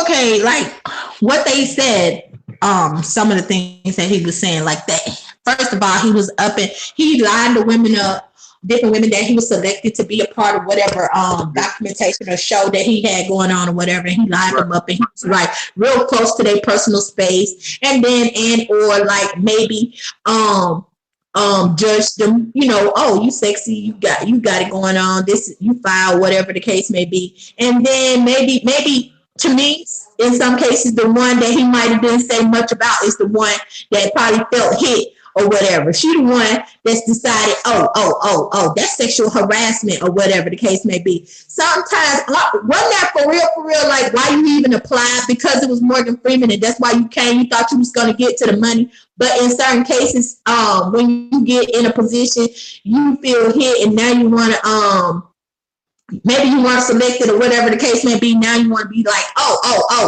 that was just he was sexual harassing us, or bring light to something that's been going on, and bring light to something that you've been doing the whole time. Yeah, it's not like Cosby's situation, but because I don't think he was they got anything with him actually raping anybody, but what they're trying to do, they're trying to destroy his career. And they're gonna try to make it to. But do you think it's true that he probably ain't doing nothing no different than he's been doing for years, as he selected little women for whatever he was doing? Right. Yeah, but it ain't nothing new. Yeah, but once they want to get you, right? These women going to try to be famous one way or another. Exactly. So they can't. And they saw how those women with Bill Cosby. They ain't getting no celebrity status, but they all got, a little camera time. But here's the situation. This whole Me Too stuff is going to end up backfiring. Right. Because now a lot of these guys, they're not gonna want to, now they have to tiptoe now. They got to be like, oh, well, I can't say certain things. So if a woman, so it's okay if a woman, if she likes a guy, it's okay the woman to flirt or whatever. Yeah. The guys will turn around and say, well, she sexual harassed me. Right. You know what I'm saying? To all of our leaders, all of them. Yeah. Just look at Mike Tyson. It's going to backfire bad. So you're going to see a lot of the women. But is it going to backfire? But is it going to backfire? Because if the woman is the orchestrator of it, right? Like, how can it? How can it? Yeah, how can it backfire? Well, number one, if I'm on a job, there's women that flirts with me all the time on a job. They, not like Donald Trump, like grab them by the what, not that type of thing. Right. Okay. I'm just saying, like they might touch me, and I might not want to be touched. What if I don't want to be touched by nobody? And if a woman touched me, and I go in and report, I mean things like that. Because sometimes women are attracted to guys. So a lot of time women are attracted to guys. Huh? All the time women are attracted to guys. Right. I mean, I'm saying that because I'm a woman. Yeah, but it depends what type of guy it is. In the workplace. I'm in the workplace, but it's really inappropriate, because I can't go around touching women. True. So but women use that thing like, oh, he's a man and he's gonna like, but some men might, what if he's gay and he don't want no woman touching him? You know what I mean? So it might. That's what I'm saying. It might backfire where you're gonna see a lot of women. I understand what you mean when you say backfire. Yeah. Huh? I understand what you mean when you say backfire now. So it's I mean, women got to be careful. I mean, I understand about the section. I understand you got some jerks out there. I get it. But damn, like, sometimes, I got to be careful what I say now. Like I would never like go out my way, talk nothing like sexual, but even it might be a little, innocent. It got some innocent flirting. You know what I mean? Not big flirting, but innocent flirting. But I don't want a woman to be like, yo, it's it's okay, you can say that. I don't want a woman saying that shit to me. Right. You know what I'm saying? It's y'all got to tiptoe now because you see all this stuff happening. It's like, damn. Yeah. It's not fun. Yeah. That's right. That's how they get into us. So I don't know. It's just scary. It's really scary. It's nothing. So what do you think they're gonna do to Morgan Freeman? You think it's gonna go to an extent to the point that, like, from this point on, like they pointed out certain things, and then now they're gonna have a scope on him, and then go back and start scoping his every move, and then somehow that he probably have actually raped somebody or something crazy that. It's possible. They're trying to destroy his career. Is what they're trying to do. The sponsors have already dropped him. They're trying to destroy his career. So to open up, the media is going to lynch his name first. So basically what they're trying to do is destroy the brother's career so these women can come forth and take him to court, and get money from him and take everything he worked so hard for. Right. That means he's out of a job. Yeah. Once it gets to that point, once a woman say that you sexual harassed them, Hollywood's not going to pick you up. A role. It could be a role. Like it could be a really good role too, like a president role or something like that. Lawsuits are gonna come in. The lawsuits are gonna come in, and then I don't think he's gonna. They might come forth with some type of rape allegation. I mean, they could pay somebody to make up something. But my thing is like this: these guys need to say, "Yo, I don't know what they're talking about. I didn't do it." But no, these guys are talking about, "Yo, if I did it, I apologize." Well, don't apologize if you didn't do it. Coming off the grip with the apologies and stuff instead of saying, hey, I don't know what they talking about. That was crazy. Exactly. That's all they have to say.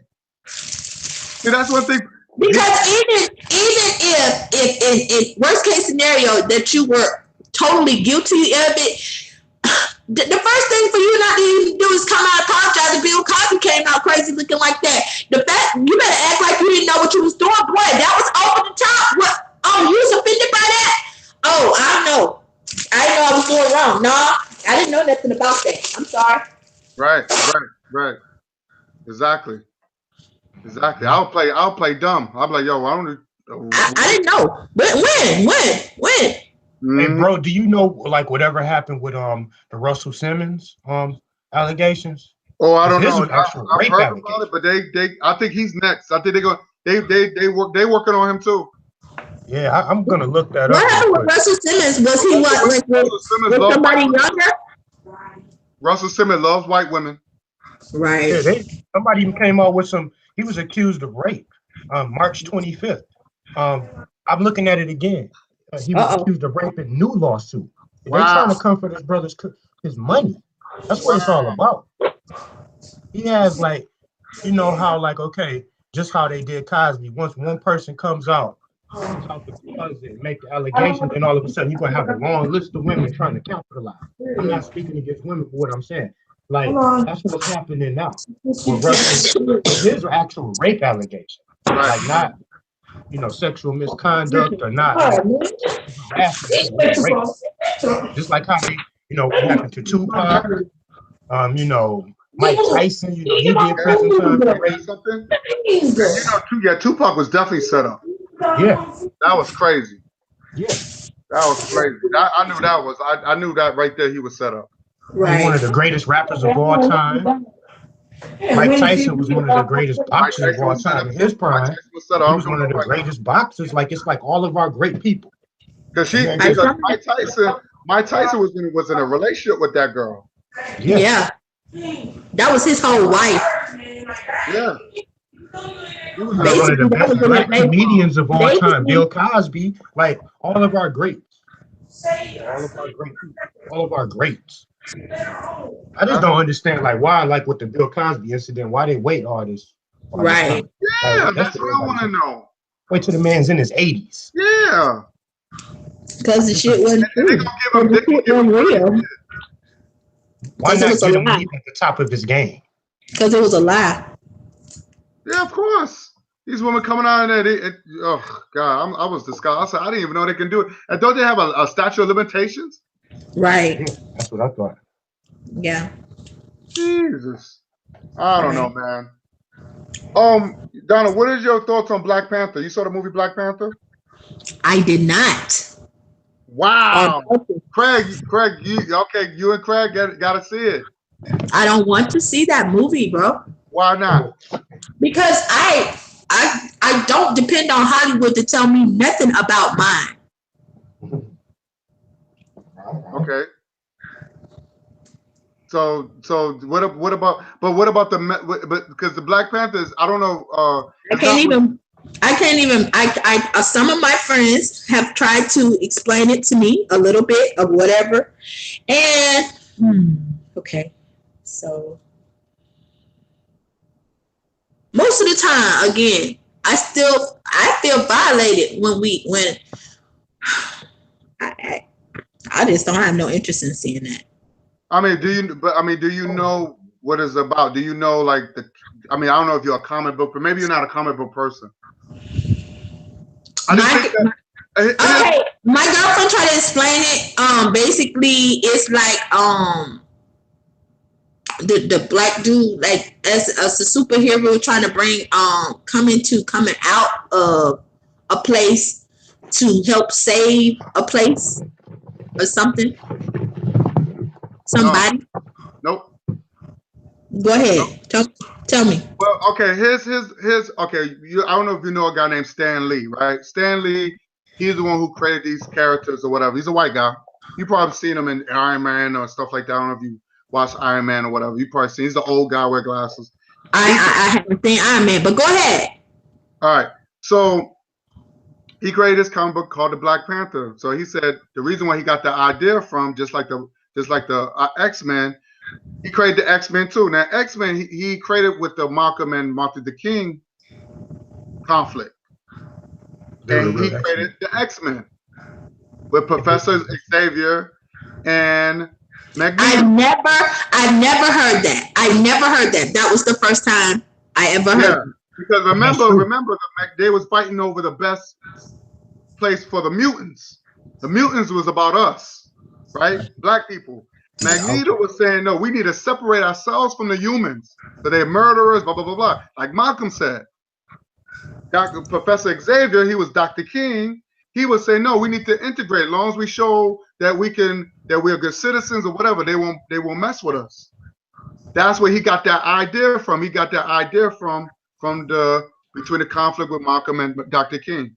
Yeah. Right? Again, sir, is it still not their interpretation of what we represent? And I can't even buy into it. And then right now, these ideals, these things that you're saying are doing something to my brain. I can't even listen to no more.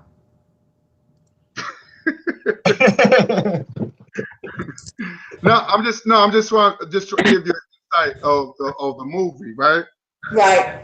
So that's where he got the story of the X-Men. I don't know if you've seen them, but that's where he got the idea from. I'm just saying he got the idea. Yeah, that I've seen the X-Men before, but again, you just told me that was supposedly about something that okay, I get it. Right. Yeah. So the Black Panther came from doing the Black Panther movement, right? That's where he got that idea from. So he was always talking about let's go back to Africa, the Marcus Garvey movement and all that stuff. So he took the idea and he made it where this guy named T'Challa, he's the Black Panther, right? Based on Africa. Now Wakanda is a place, and like I said, it's something that Black people should watch because there's a lot of deep messages on it. Because it was a Black director who did this. It was a Black director who did this. So, and he's married to a Black woman, by the way. So he made it where that the place to call Wakanda was never invaded, and Black people, to show Black people, because there's a place that never been invaded by Europeans, Black people became themselves. They spoke in their language. They They believed there was no religion, no Muslim, no Islam, no Christianity, and they worshiped. Super powered up. Huh? So they were like super powered up. No, they wasn't super powered up. They became advanced. They became. Right. It was a meteor. Exactly. It was a meteor. It was a meteor that hit the planet, and it found out it gave these things special abilities. So they used that, and they, even though black people was already smart and had technology, but they took this material, this metal or this material, and they made it to advance of this place called Wakanda, made Africa really advanced, more advanced than any place in the world. And what it shows a lot of intelligent sisters. It shows that black women are fighters or warriors. It also show in the movie that where it shows as far as DNA, shows a lot. It shows that where that Killmonger, he was left in New York. He was left in the States. And what happened was his father was killed by, it was an inside fight, and his father ended up getting killed. And instead of T'Challa's father just getting his cousin to go back to Wakanda, he left him there. So he grew up Americanized. So when you're Americanized, you see a lot of racism. So he's angry. Right. So he goes back to Wakanda, and he wants to claim the throne. He was like, "Yo, we got business to attend to, because there's our people out there are getting killed."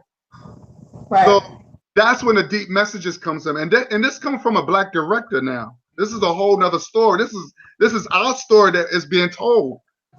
So that's what I love about the movie, and this is the reason why I make it a lot of money. It made a lot of money, and he's gonna make a part 2, and then he's gonna do other real stories too. He said he's gonna do Massa Musa, who was the first African man who was the most black man on Earth that was really wealthy on Earth. So he said he's gonna work on that.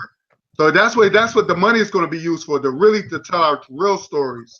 But this was close to it. You can learn stuff. You can learn from the movie Black Panther. So what I didn't like about these so-called fake revolutionaries, and I'm unfriending them on Facebook, well, they end up unfriending me, because none of them knew who Black Panther was. Because I like comic books, and I knew who Black Panther was, right?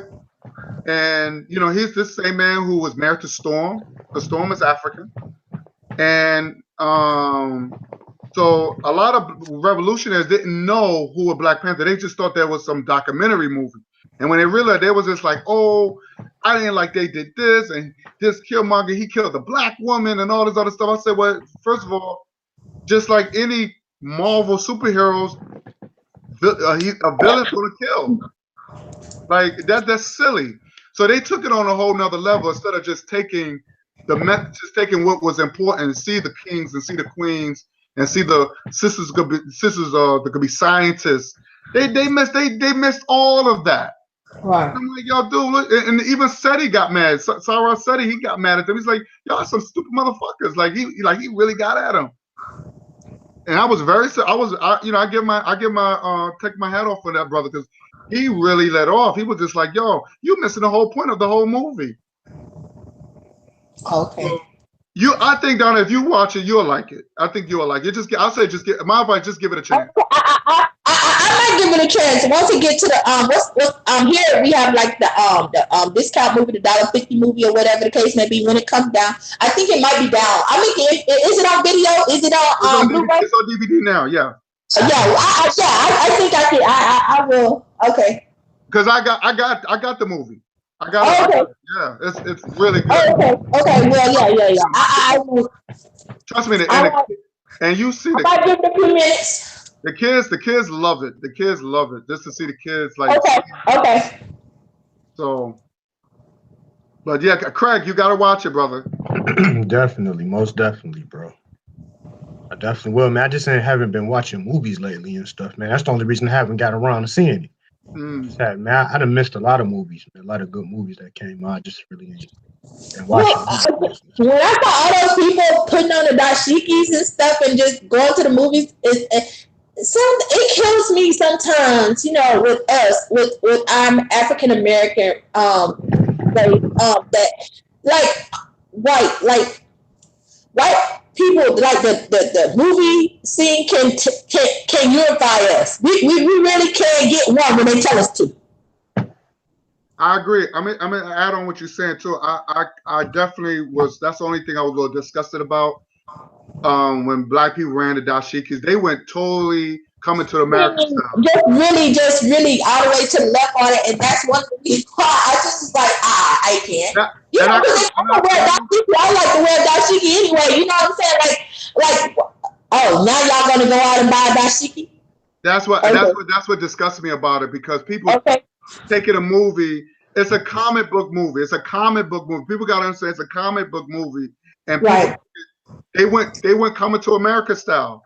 Yeah. It's so ironically, because when I saw the movie Coming to America with Eddie Murphy, Nick Rose wasn't doing that. Right. He wasn't wearing dashikis and all that stuff. Nope. And it was really African too. That was whole African. I love that movie. Right. So it's the same thing, and that's a comedy movie. So, but they take something as a action comic book movie. You know what I had on? I had on the shirt of the Black Panther costume. Oh, okay. That's how you supposed to do it. Just like when white people go to see their heroes, like they comic book heroes like Thor, Iron Man, Captain America, like a character. Yeah. That's how you supposed to. But these Negroes, they on totally left foot, and I agree with you. And that could be a turn off. Yeah, that is kind of throw me out to the point that I shut my mind down about it. I'm sorry. Okay. But I'll give it another chance. Yeah. Watch it through the beginning to the end. You will love it. You will love it. And Killmonger, they would say Killmonger might be the hero of the movie. I'm reading about it, they might bring him back. Okay. Yeah. But he's the villain. Killmonger's the villain. You know who's the guy who played Creed? Okay. Yeah. Yeah, he's really good.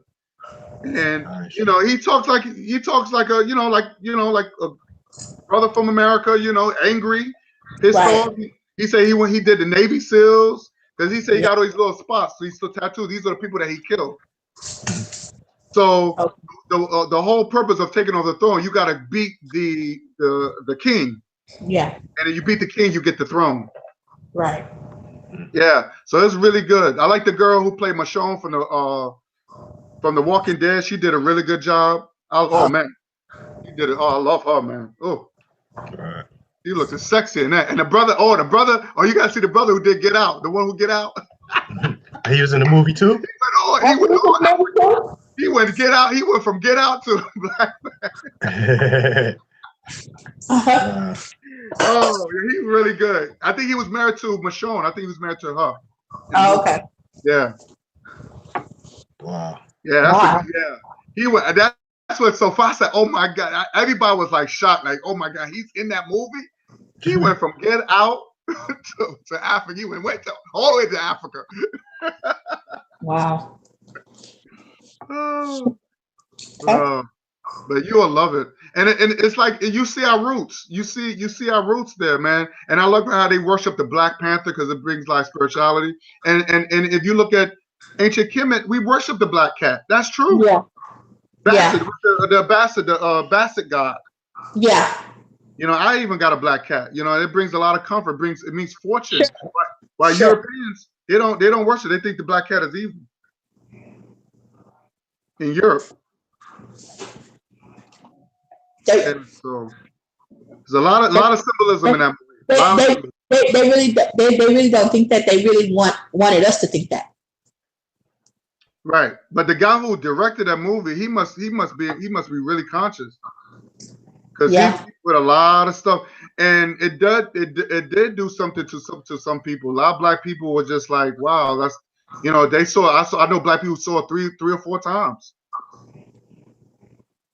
Yeah, my girlfriends, they took their kids and stuff to see it, and they really, Yeah, they really thought it was a good movie. And they said the same thing like you said, like, oh my God, you guys see it, you guys see it. You of all people should go and see it. And I'm like, no.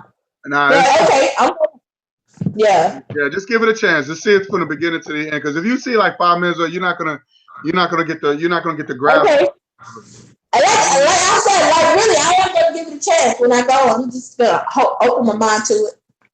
Yeah. It's trust me. Because when so like I said, you gotta, it's one thing if you're a fan of it, because I'm a fan of it. Right. But if you're not really a comic book, of the comic strip. right? Okay. If you a fan of Marvel or DC, but mostly Marvel, Black Panther is definitely on my top. He's one of my I would say my superhero. Okay. As far as my superhero, I'm a fan of Black Panther. I'm a fan of Blade. I'm a fan of.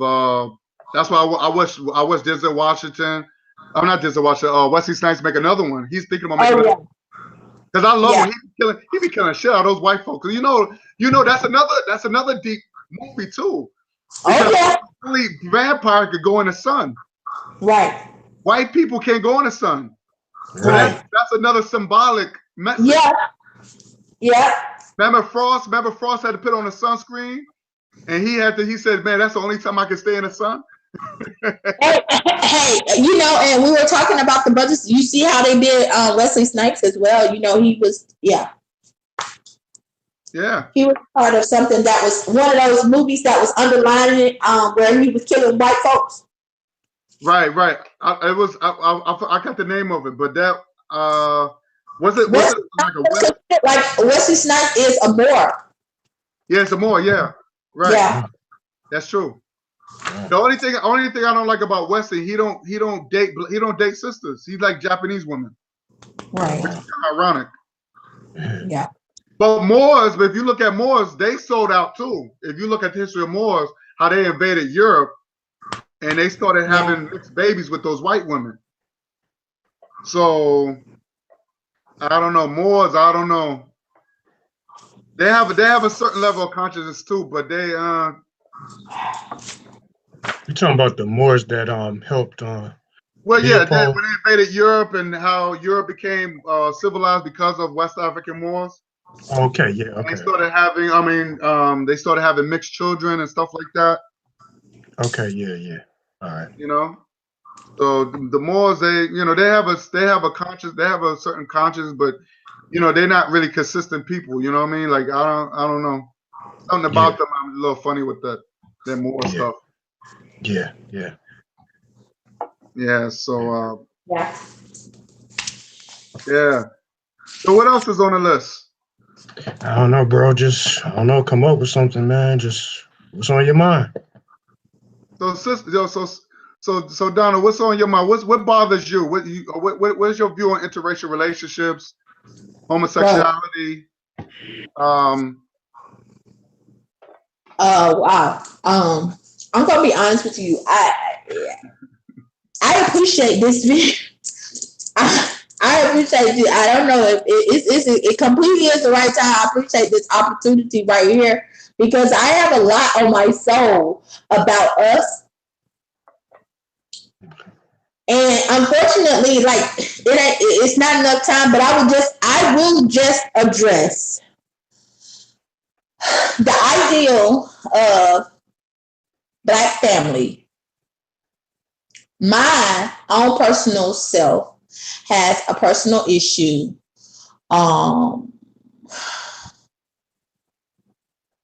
with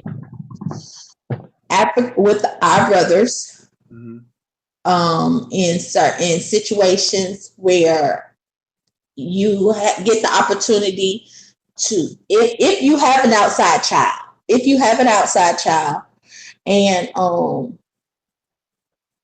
you don't choose to be with the woman that you created the outside child with the child, mother or whatever the case may be, I can't understand how come it's so prevalent that those children kind of get forgotten about as you move on with your life and create a family with somebody else and have children with somebody else, and you own your fatherhood with this woman and her children, but you can live comfortably in your life with not even addressing the child that you created with this other woman because maybe she wasn't particularly of your on your level or whatever the case may be. Right. Can you guys translate some of that behavior? All right, I'm gonna let's go back. I'm gonna go back because because I did some heavy thinking about that too, and that's a really good question. All that started from Greek and Rome. If you study Greek and Rome, their history, a lot of the times, the only times that the Romans would get together, most Romans were very homosexual. The soldiers would sleep with other soldiers, whatever.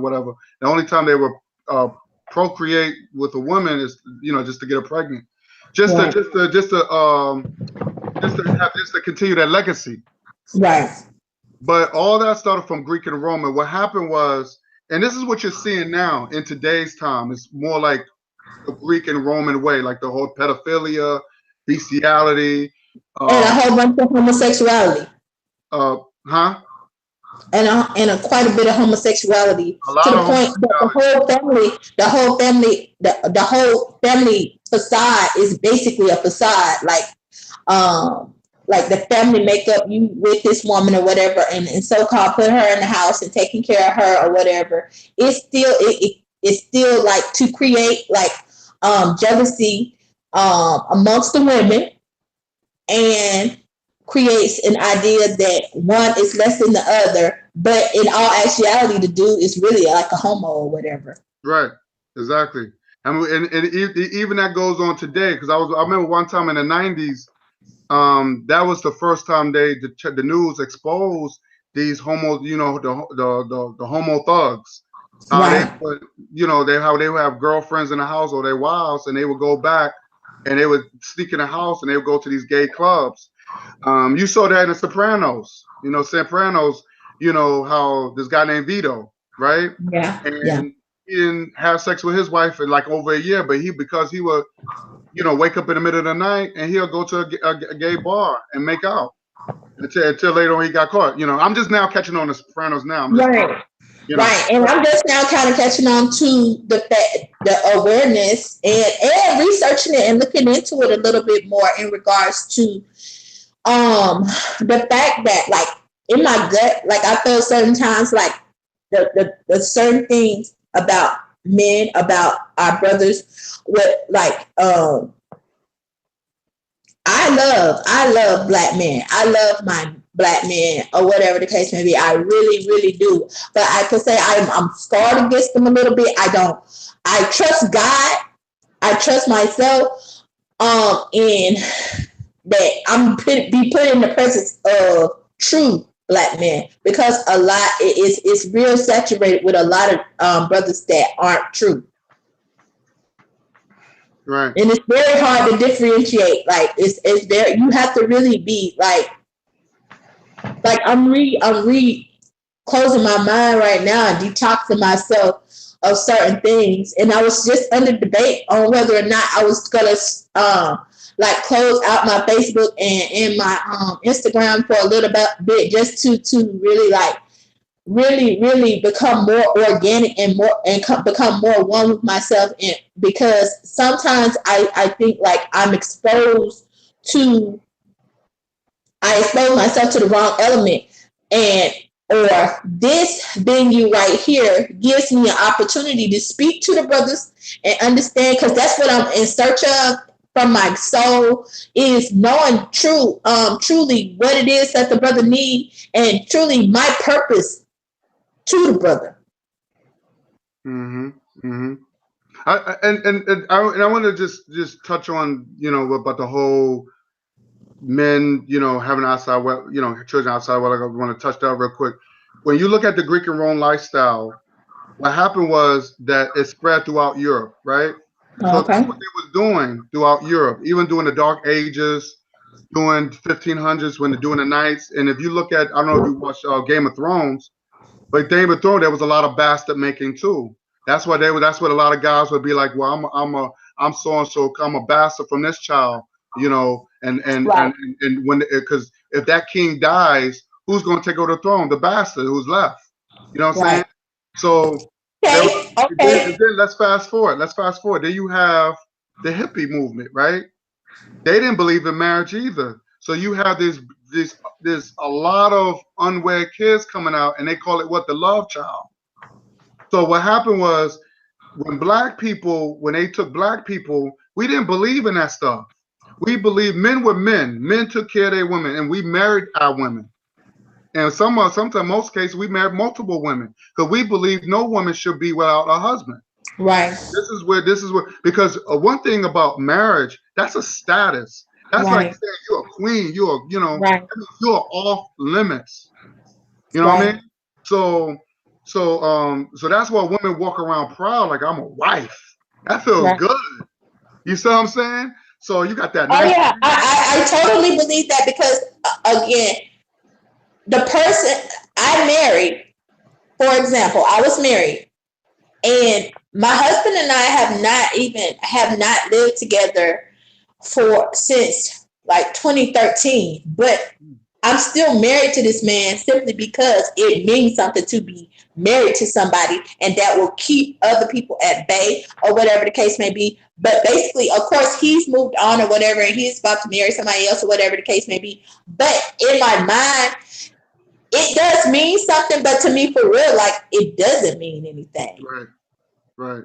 And that's you know, that's messed up because it's like, you know, that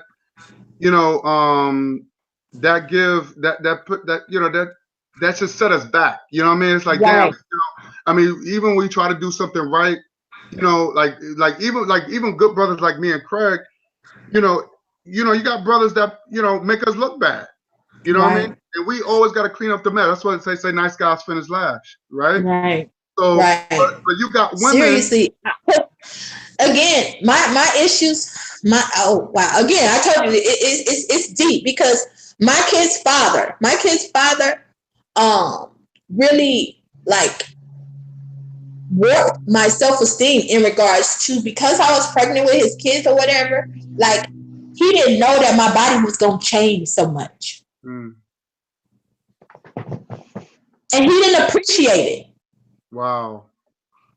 And I was pregnant for like 3 years in a row. So of course, if you consider like, and brothers, please, y'all, I hope y'all don't mind if I just, you know, talk to y'all about this stuff, but it's real like personal because I just really need to know, like, what did you know? What did you think was going to happen if I'm having your kid or whatever the case may be? What was going to happen to my body? Like I was supposed to, I really was supposed to, and I didn't do a good job of consciously staying in the gym and being a mother, learning what it was to be a mother and taking care of the family and taking care of the household, and then to, again, maintaining all of that. It wasn't one to me. And now, 20 years later, with the kids being grown and stuff, it's like my body is this new body, and sometimes I don't recognize myself. And in the past, whenever I was at college and I was conscious of my presence, I worked very hard to walk and stay in the gym and do certain things before I was in a relationship with this man, before I was with the person that I thought was my king, and then it turned out that I wasn't good enough. Yeah, wow. It's sad. It's sad because some people get superficial. Right. Like they figure like, oh, my lady don't look the same no more, whatever. Like, I mean, as you get look, even with me, I don't even look the same. I used to be real skinny. Like, you know, but after a while, your body changes when you get older. That's just how it is. I mean, your diet. I mean, I always learned that your diet has to change. You know what I'm saying? What is it that you guys do different with your sons? Do you have a son? I have a son, yes. And Craig, do you have a son? Yes. Yep. Sure do. How do you show them? that a woman is beautiful. Well, my son is 3, so I'm just trying to. But I just showed him, like, affection, to my wife. I just show her, Beautiful. I show, there's pictures, married pictures and stuff on the walls and stuff. So Sure. so my daughter can knows what what marriage looks like. Because my 3 sons, unfortunately, I have twins that are 23, and then I have my youngest son is 22. And unfortunately, I was a single mother for a great deal of time. And I tried to expose my sons to awesome brothers, but my dad, he died early on, but he was one of the orchestrators. My mom and dad were together in a marriage. But sir, my mom and dad were together in a marriage and they stayed that way. But unfortunately, there was a lot of infidelity within my mom and dad's marriage. My dad, saw other women in different aspects, but it wasn't back then. Like leaving and disrupting the family makeup wasn't an option. Right. Wow. And so now it's like I don't want to be. I did it, and subconsciously, in a lot of ways, I said I didn't want to be my mother. Being in a marriage, and staying in a marriage where love was no longer being served at the table, but for consciousness and for presentation sake, I'm still married. Yeah, it's sad. I know what you mean. Yeah. Exactly what you mean. So Craig, what is your thoughts on what is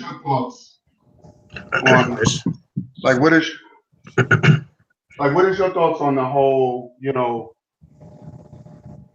what she said? Because it's like, because we see that constantly every day.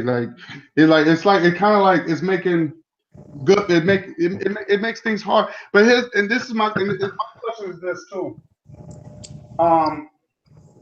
Women make it hard too. That's what I was about to say, man. It really depends on the situation to me. Yeah. I've seen some good brothers be ran away out of their children's lives. Oh yeah. I acknowledge that. I to be honest, in certain instances, I know I was inside of my own home. I'm not saying my mom was clean on the whole matter, because again, whenever she came out of the bedroom and decided not to sleep with my father any longer, what else was he to do? Exactly. It's like, you understand what I'm saying? So I can't, what I'm saying? I'm not like, I really have meditated about this thing, and I really stand in a neutral place in regards to when I'm talking about this, I ain't on nobody's team. You know what I'm saying? I'm just really like, I really, really wanted to gain some knowledge about it, because it's really the thing that still vexes me. I'm like right now, I'm in my own presence trying to really I wouldn't say that I was bitter. I would just say that I'm still hurt. Yeah, I hear you.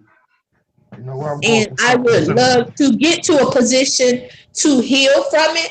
And again, whenever I see Black men, whenever I get an opportunity to deal with good, decent brothers, it helps. It helps. So you're basically saying that you're still legally married, but you're no longer together. Is what you're saying?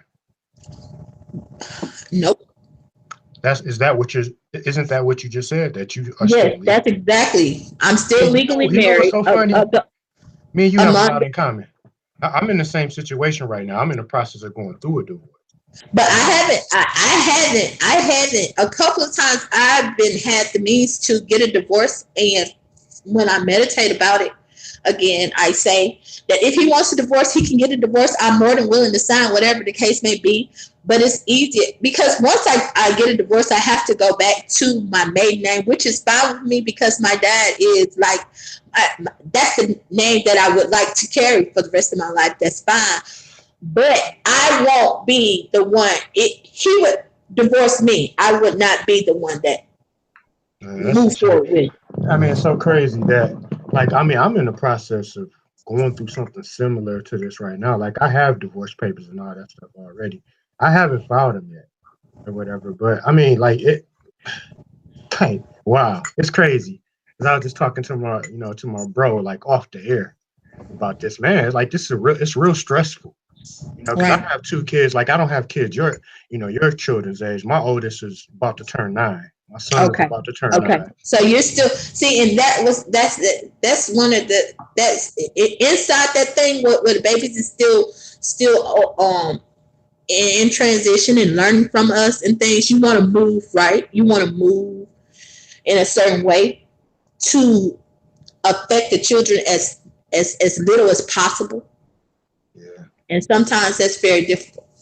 Yeah, because I mean, when you faced with like blatant disrespect, that's how I am. Like, I'm faced with like blatant disrespect. Understood. And it's one of the reasons why. It's one of the reasons why I just decided to leave again, just to leave, because your integrity is being challenged in every way, and because when you find yourself coming outside of who you are as a person, you have to disconnect from. But I just want to say this though. I just think that, and I'm just going as far as me growing up.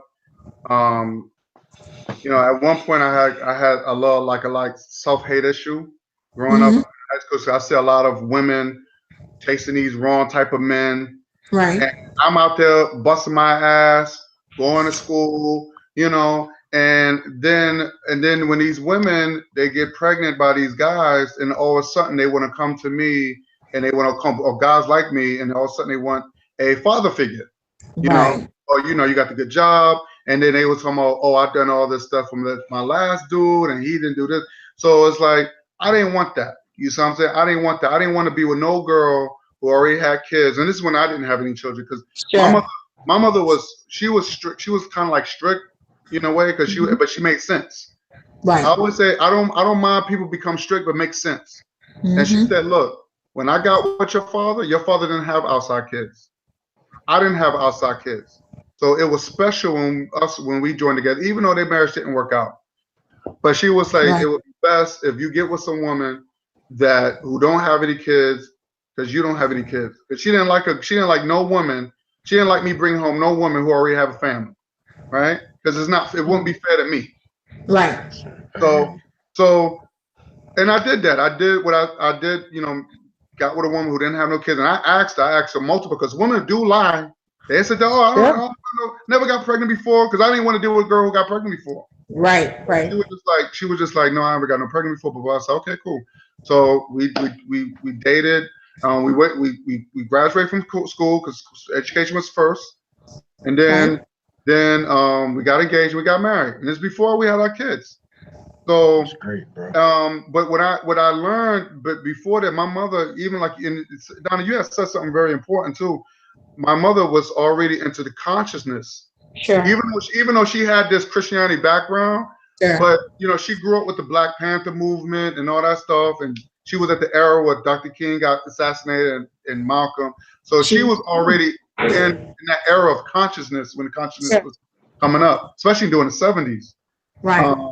So she was always into promoting Black pride and the Black woman with the Black man or whatever like that. But she was like, she said the reason why my marriage didn't work out because your father wasn't fully educated. He didn't really know who he was. Right. You know what I'm saying? So she made sure she instilled that in me. She was like, know who you was. So when you get with that Black woman, you're not gonna get with any old woman. You're gonna get with a woman that you could teach, or you could build together. You know what I mean? So I would say that was vice versa for my dad and mom. My dad was aware. He was like fully Black Panther aware, and my mom was real country, and she didn't know very much, and she really again, she was taught from the mentality of slavery. Unfortunately, they came from my mom. The generation removed my mom, dad my mom's dad was a sharecropper, so that would just say she was in the field. My mom worked in the field, so my dad was like with some of the people who like basically ran Martin Luther King outside of Albany, Georgia. He was with those people. He celebrated the fact that we didn't want them there. They don't need to come and handle our business with these white folks. We straight up got it. Mm-hmm. So my dad, my mom straight up like worked for white folks. My mom people like straight up worked for the white people, and my dad was like Malcolm and them. Right. You know, so that was the situation. So she was undereducated. So I would say, okay, I understand. Mm-hmm. I think that's the same thing with my mom. I think that's the same thing. Wow. Now, let me ask you a question. Did your dad, you know, you sound like your daddy's little girl. I'm assuming you was daddy's little girl. Yes. Me and my dad, we were cool. Yes. Right. So did your dad ever said, yo, when you meet a man, first of all, he better be a brother, or, you know, absolutely stuff like that. He got to be conscious. And, my dad was military, and then he became like very, very church deacon in the church. So the person that I ended up getting pregnant by, or whatever the case may be, I was at college, and he was somebody that was in college as well, and I just kind of like tested the waters, whatever. Okay. With the brother, and I should not have. Right. And because we was real protected amongst our family. My dad he was like I was saying, he's a deacon in the church. Once he retired out of the military and stuff like that, like he became like really church into the church and stuff. So he like we couldn't do very much. And so of course once I went to college, I went to Albany State, like a HBCU, and it was wild, and I wasn't prepared. I'll just say that. So how did your father feel when he found out you was pregnant? Like, did he get upset? He was disappointed. He was disappointed, and he expressed it because we had that type of relationship. And again, I will say too that that's still a part of my hurt. I lost my dad in 2006. Oh, wow. And I was never able to rectify, to fix it, or he was never able like to walk me down the aisle officially, or to ever even like correct it in his eyes. And I think that's still a part of my hurt, because I disappointed him so, and it's because I trusted a man as much as I trusted my dad. You know what I'm saying? I trusted a man's word as bond as much as I trusted my dad, and then I had to learn that brother's word. All brothers' word ain't bond. That's true. That's true.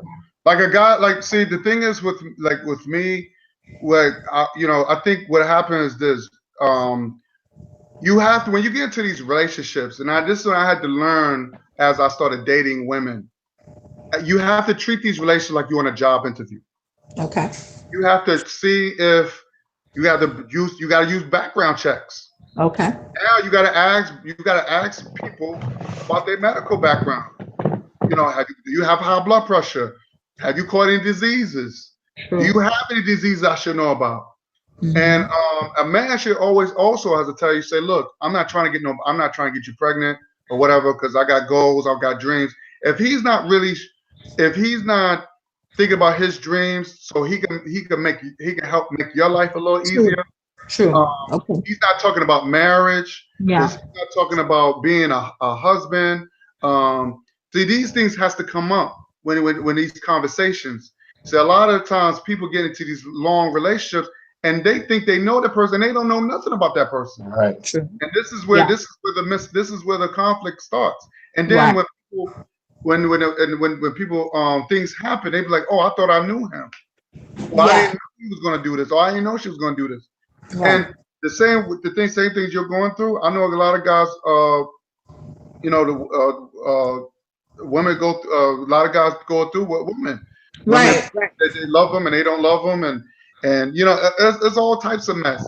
And it's like no one not trying to know each other. No one's not trying to get to know, because sometimes, if y'all don't have y'all, I think what happened was a lot of people try to force the relationship. Sure. Like when I started dating, I said, I look, would say I think that I was that is one of the things that I did, and that put a major pressure on our relationship, and then it put a major pressure on me as a mother, in the things that I wanted to teach my children. And basically with my kid's father, once I was pregnant with my daughter, and I don't think I took the whole thing seriously until I was pregnant with my daughter, because then it got real. It's because with the sons and the boys, I thought, okay, well, he's going to influence them, and he's going to, and even then it was okay that he was going to influence them negatively. Even then it was okay that that's what he was going to do.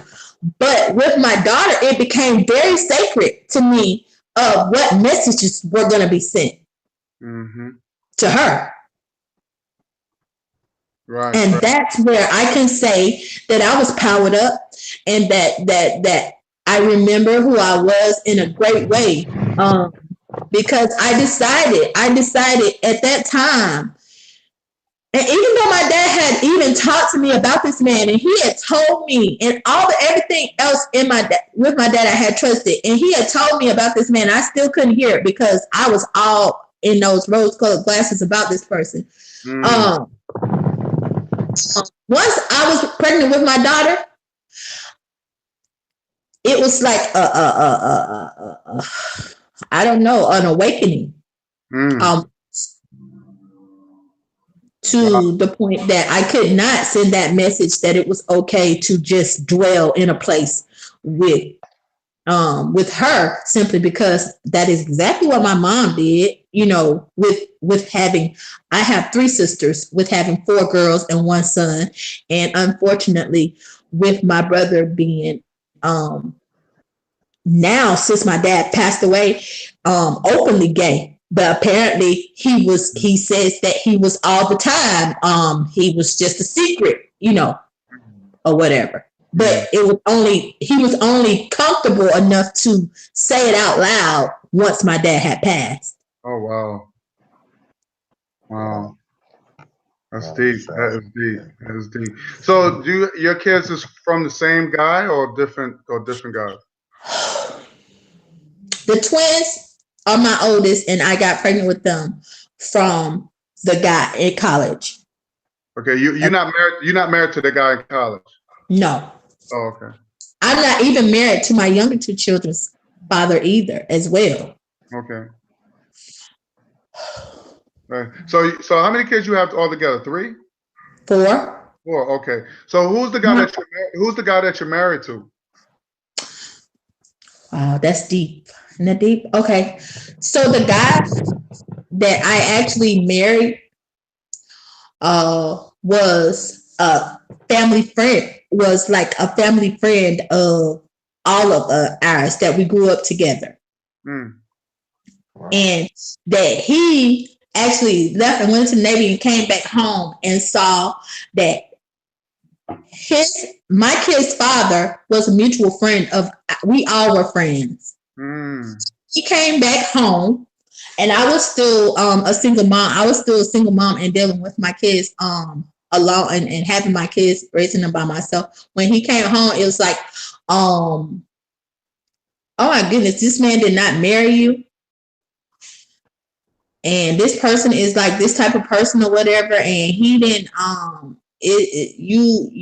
I can't believe that happened, and that was like the situation. And I was angry still with this man, like, because I had known him since we were very young children. And when I went to college, basically, when I went to college and got pregnant, he felt like that was a slash against him because I got pregnant at college. Oh, wow. Yeah. So when I came home from college, I guess because I had actually, I was a virgin when I went to college and I came home not a virgin. He felt like, oh, if you were gonna have sex, then you should have had sex with me. And then as a woman, I felt like, oh, okay, well, since he was my high school sweetheart and I was a virgin, because with him, I'm holding out for us to be married. But once I went off to school, I had sex with the actual other person and then got pregnant. Wow. When I came home, I got with the person that I was actually in love with, or whatever the case may be, and then got the 2 younger children with him. But it was just a conquest then, but I wasn't aware. Oh, okay. It was just because, if you was having sex, I didn't realize it. I didn't know. If you was having sex, then. Wow, that's deep. That's deep. Wow. I mean, as I would say this as you know, I have a daughter and like, all right, like now that all this is, all this has happened to you, like what? This stuff is like majorly like 20 years old. Like all that stuff that's like 20 years old. Oh, okay. So yeah, I'm like 43 now, and the twins are 23, and my youngest 2 is 22 and 20, and the person that I actually married was basically a situation to where I'm just gonna be honest, it was just basically out of spite to the other person. I mean, you look pretty young. You know what I mean? You look pretty young. So I'm just kind of like. I'm 43. Oh wow. Oh, okay. So you're not a grandmother yet. I am a grandmother now. My oldest son has 2 children. Oh. My oldest son has a daughter and a son. The youngest, my grandson will be 2 August the 8th. But the older girl her mom already had a child. Oh, okay. Okay. So it's not his biological daughter, but I claim her as my granddaughter as well. Now, how do you feel?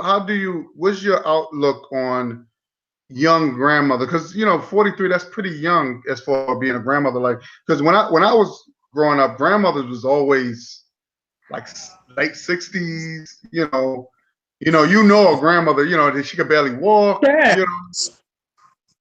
But you know what? What is your take on like younger? Because I know you're not the first. And it's like. When I studied my family background and realized something again and learned something about our African American families and things of that nature. At first, I was, again, like you said, my young 2 kids' father's mother taught him the same way about. Don't date nobody who already got kids, right, or whatever, or don't mess with nobody that already got kids. Mm-hmm. And since the beginning of time, age basically wasn't a factor. And I'm not saying like no R. Kelly type stuff, but you will find in history that age was not a part of us in our procreation. We were who we are based upon like who we were born to be. And what I saw in our history is my great grandmother, my grandmother's mother's mother, like married a 53-year-old man in the census. It was documented in the census, and she was only like 14. Shit. So some of us, that's been happening since the beginning of time. I don't look at it. I can't see things like in terms of that. Like the fact that I'm 43. Again, most people don't even know that I'm 43. Oh. I am a grandmother. Yeah, because you look really, you look young. I'm like, I'm surprised. I thought you was like maybe early 30s or something like that. I didn't know you was 43. Wow. Wow, that's something.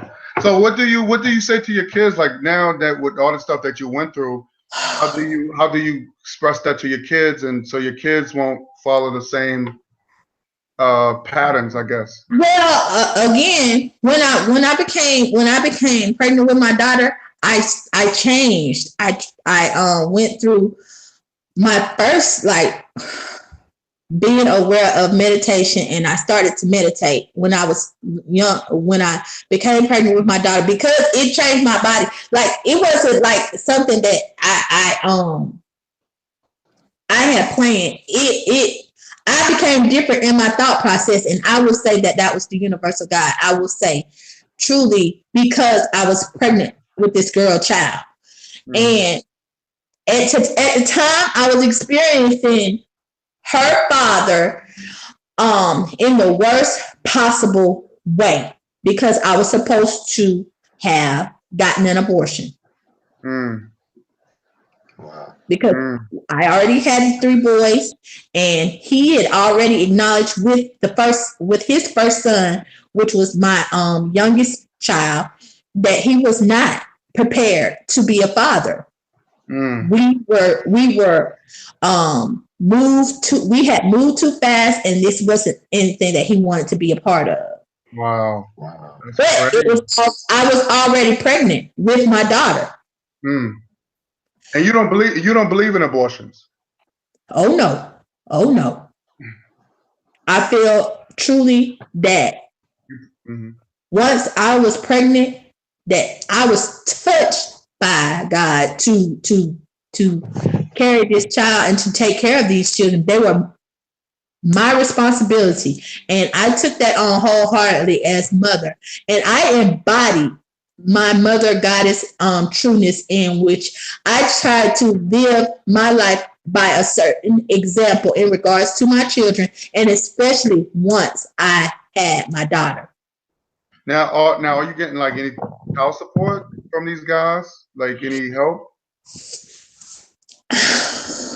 Since they grown, I don't receive anything from them. No. I'm more like when they were young. But before I received child support from my oldest 2 children's father, and then I made an agreement with him that if he would take care of them, like I felt strongly that the white man wasn't supposed to be involved in our relationship, because they weren't involved in our relationship when I had these children, when I could see these children. So I took him off of child support, and prayer and hope that he would help me and live by his word. But sometimes he did, and sometimes he did with the oldest two children. And this my youngest 2 children, I would say that he was on child support, and I took him off of child support as well when he started to go through child hardships within his family, and once he was doing different things and within his life or whatever, I took him off of child support. And I will say that as much as he could, as he grew into his manhood, he did help me. Okay. Now I have a question. I wanna have a question. I want to hear your thoughts on this. Craig, I want to hear your thoughts on this too, brother.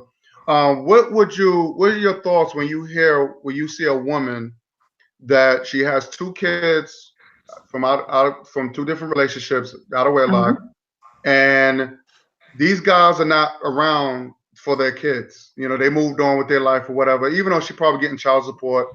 Right. But then she meets a guy, and the guy's interested in her, and she gets married. Now the guy, and they produce a child. Now the child get to know their father. Right. And those 2 kids, they don't get to see their father. They don't get to see their real father. You know what I mean? Right. Even though the other guy might, but the guy, because one thing about men, we're going to take care of our children. Like the other 2 kids, we even though we might help out, we just help them out. Right. But how do you think that will cause some sort of animosity? Absolutely. Most certainly. I'm dealing with that now. I deal with that constantly right now with my oldest 2 sons.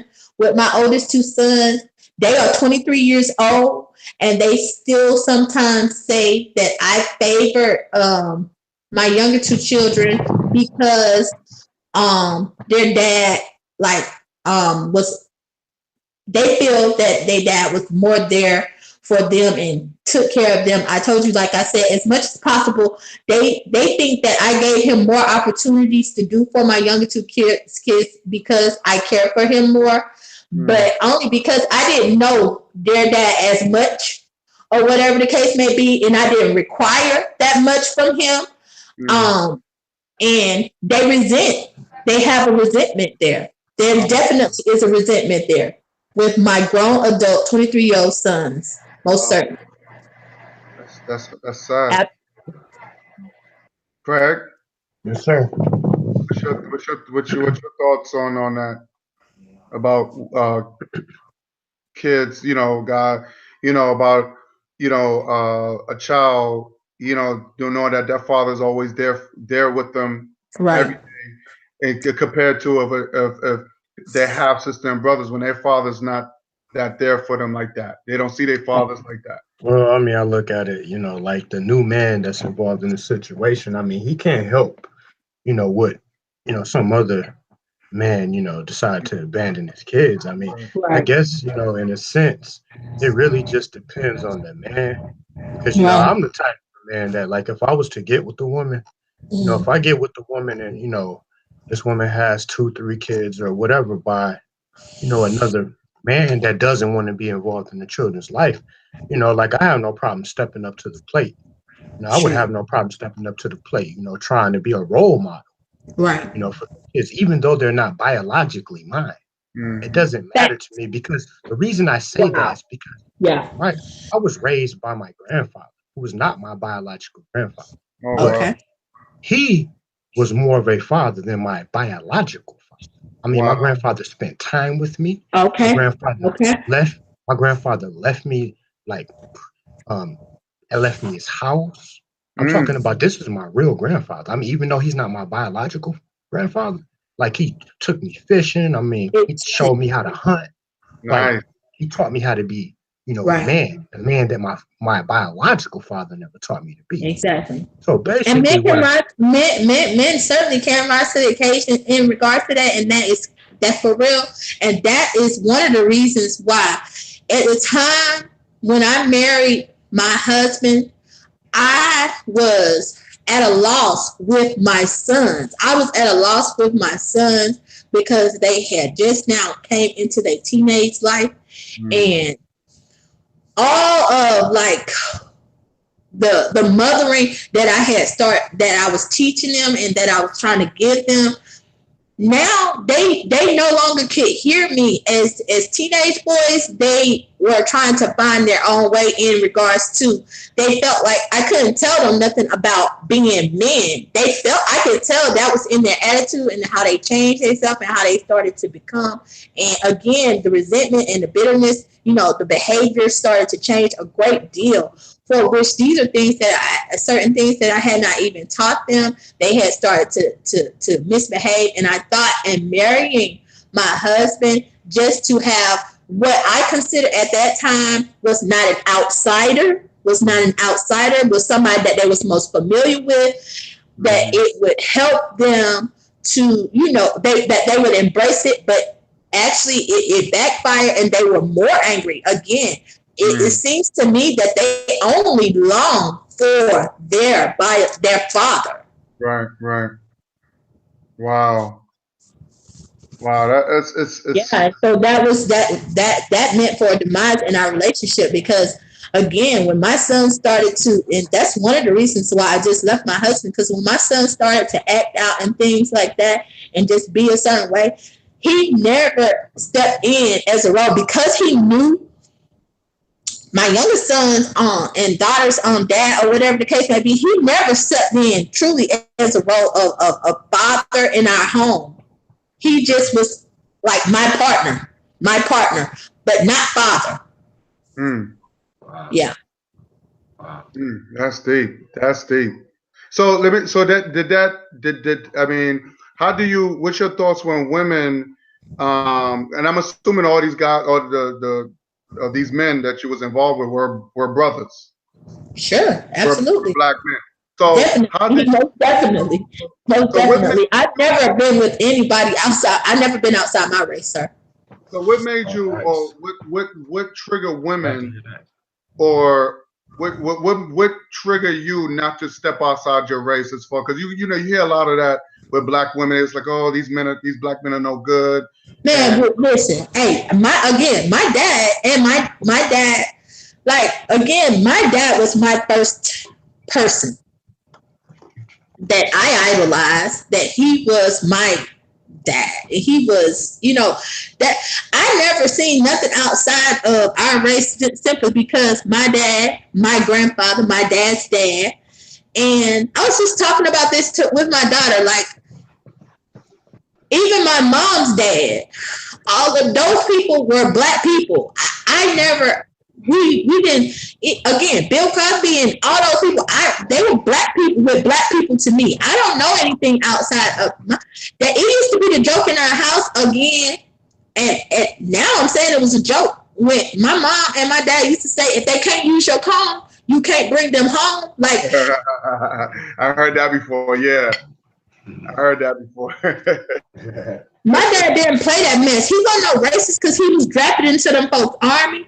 And I would say he wasn't no racist, but my dad didn't play that mess like no. And racist anyway. You know, we're not racist people. We're victims of racism. Sure. But we believe in our blackness. We believe we supposed to be with our people. Yeah, right. That's right. 100% correct. There's nothing wrong with doing business with the European if you have to benefit. But I don't want my daughter bringing one home. Yeah, my son either. I believe like I said, I love black unity and black love. So that's what I promote. So I'm not gonna just but then again, hear me out. I'm gonna just let both of y'all know too. I don't believe because somebody's in my race, I need to get with any old body in my race. Just like if you look at the I just learned that. Right. But I'm just saying, if you look at the animals, like I was watching Natural Geographics, and like if I look at the birds, how they want to mate, especially the male bird, and and he always, he's a very attractive with his colors and all that. So the female bird will come after he make his nest, he make a home. The female come, and if he don't like, if there's something wrong with her, he'll shoot her away. They'll let her know even though he's within the same species, but he's not. No, you're not good for me. So he'll shoot her away. And I've actually seen this with my own eyes on TV. And another one he may, if he likes her, then he'll mate with her. You know what I'm saying? So that's how it's supposed to be, even in our own race. We got to make sure that person is perfect for us. So that's how you make. That is where in my 43, I'm learning that. That's what I want to learn. That's what I want to learn how to do. I want to learn that. Mm-hmm. And it's sad, like you said about this platform. It's like, that's why when I saw you, I was like, yo, I was like, yo, you're just a good sister. So I'm glad that we met, and I'm glad I put you on, because I remember I know we talked about it before, but I was blocked on Facebook, so I couldn't reach. Oh yeah. So I couldn't reach you. So I was like, I just got back on Facebook. Because let me tell you the reason why I did that is because like a lot of people I be with, I friend a lot of people that real heavy sometimes, and my mom is like a diehard Christian. She on there, you know what I'm saying? Sometimes, I can say certain things. I just still try to stay in my lane and be respectful. Yeah. And some things are too heavy for my mom and some of my family members, my aunt, and some people don't understand. And then when they read it or they see it, they get immediately offended. And I got tired of kind of trying to explain it to them. It sometimes too heavy. Right. Sometimes your stuff was heavy. But now where I stand now is I own my page, and I decided, you know what I'm saying? If you don't get what's going on there, then just delete me as a friend. That's what y'all do. Just delete me.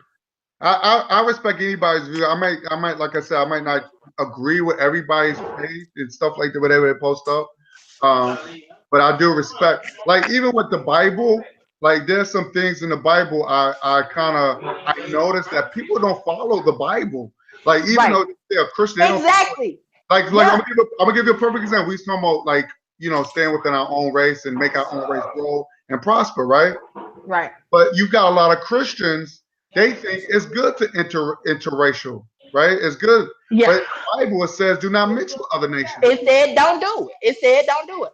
Hey, bro. I might just go with y'all then. So that's crazy. I- So even Yeah. when I was talking to this Jewish guy, right? He's Mhm. you know, he knows they read the Torah. But I told him, I said, how do you know Abraham was for your people? You know, because you're white, you're Caucasian. And if you look at Abram means it was two names. Yeah. Abram, and then you got Ham. Who's Ham? That's Noah's one of Noah's sons who ruled Africa. So even in the Bible in Genesis, it says God told Abram that I'm going to enslave your people for 400 years. And they will be enslaved and be mistreated. Who the hell they was talking about? Exactly. Not white Exactly. folk. Right. Right. And how they was gonna come in ships and all that stuff. All that's in the Bible. So Yeah. that was talking about us. Exactly. But according to black people, you got these Christians. They think well we're Gentiles and we're heathens and we have to go through Jesus. And I'm like, Right. wait a minute. We always had a one-on-one connection with the higher being. Right. You can look at the Right. ancient Kemet. We always had a one-on-one with Osiris. You know what I mean? But again, So, that was they we don't know fear. We don't know fear, but we were taught fear as well. exactly. That's true. Yeah. That's true. You're right. They taught us to fear death. They taught us to fear the white man. Yeah. Right. That's true. They said that we got to get past a middleman called Jesus. And Mhm. Jesus was a slave ship. Sure. Good ship Jesus. So, Hey, you know, I'm just saying there was a lot, and I used to have conversation with Christians. I said, well, you know, you believe in you know, slavery is wrong. I disagree with the slavery because I know this one guy, he's a dick. He said, oh, slavery was a good thing. Here's a black man saying this to me. He said right. slavery was good. He said, but only up to 7 years. I said slavery was good. I said slavery of coming from a black man that Mhm. in your country was full of slavery. Right. So there's a lot of things that's in the Bible that I'm not cool with. I'm not cool with slavery. So they talk about, you know, Jesus was for slavery. I'm not, you know, I disagree with that. But that's like, again, that's the New Testament. So, you know, I like Proverbs. Proverbs is the best one I like. Sure. So I'm not I mess with Proverbs. I mess with Proverbs again. Again, I think that Proverbs speaks to me. I think that Proverbs speaks to me. yeah, Proverbs, you can learn a lot from Proverbs. But Sure. a lot of that stuff came from The Psalms as well. The Psalms as well. Psalms too, yeah. But I always say this. I would never say, look, you can learn something out of the Bible. I'm not saying you can't. Oh yeah. You know what I'm Oh, saying? yeah. But I don't believe in none of the stories and nothing like that, all the fairy tales, because anytime you mention a talking snake, a unicorns, because they mention unicorns in the Bible, and everybody know that's Mhm. a fictional animal. Mhm. So they talk about a man was living in a fish for 3 days.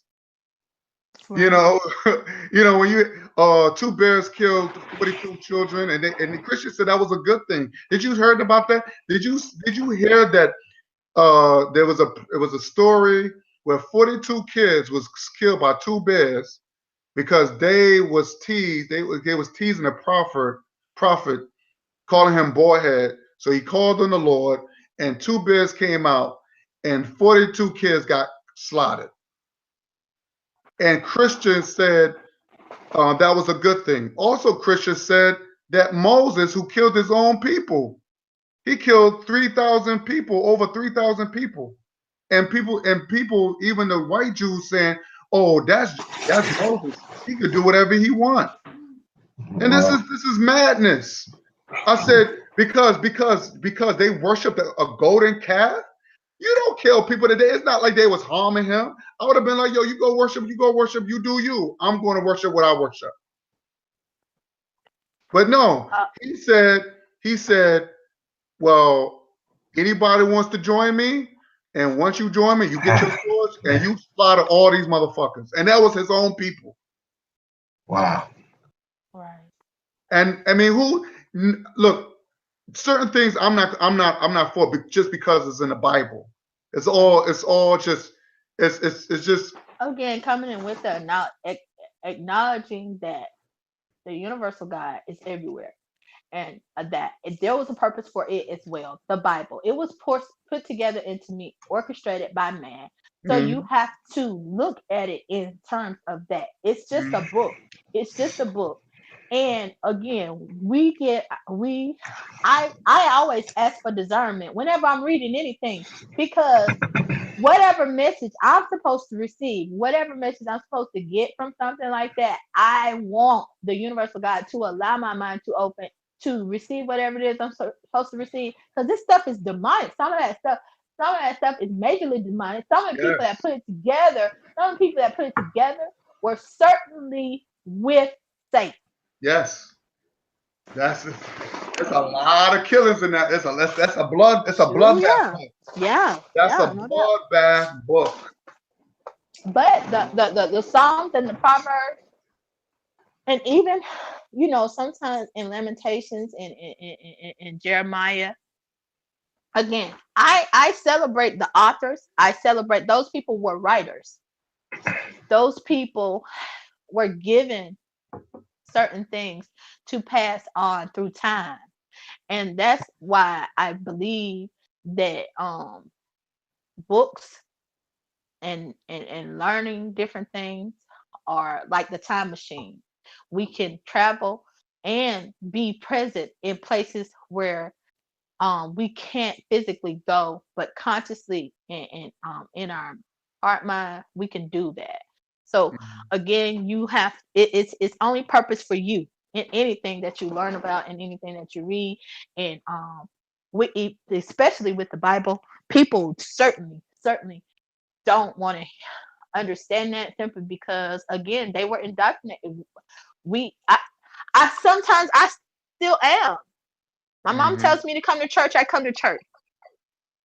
My mom says come to church, I come to church, okay? You know?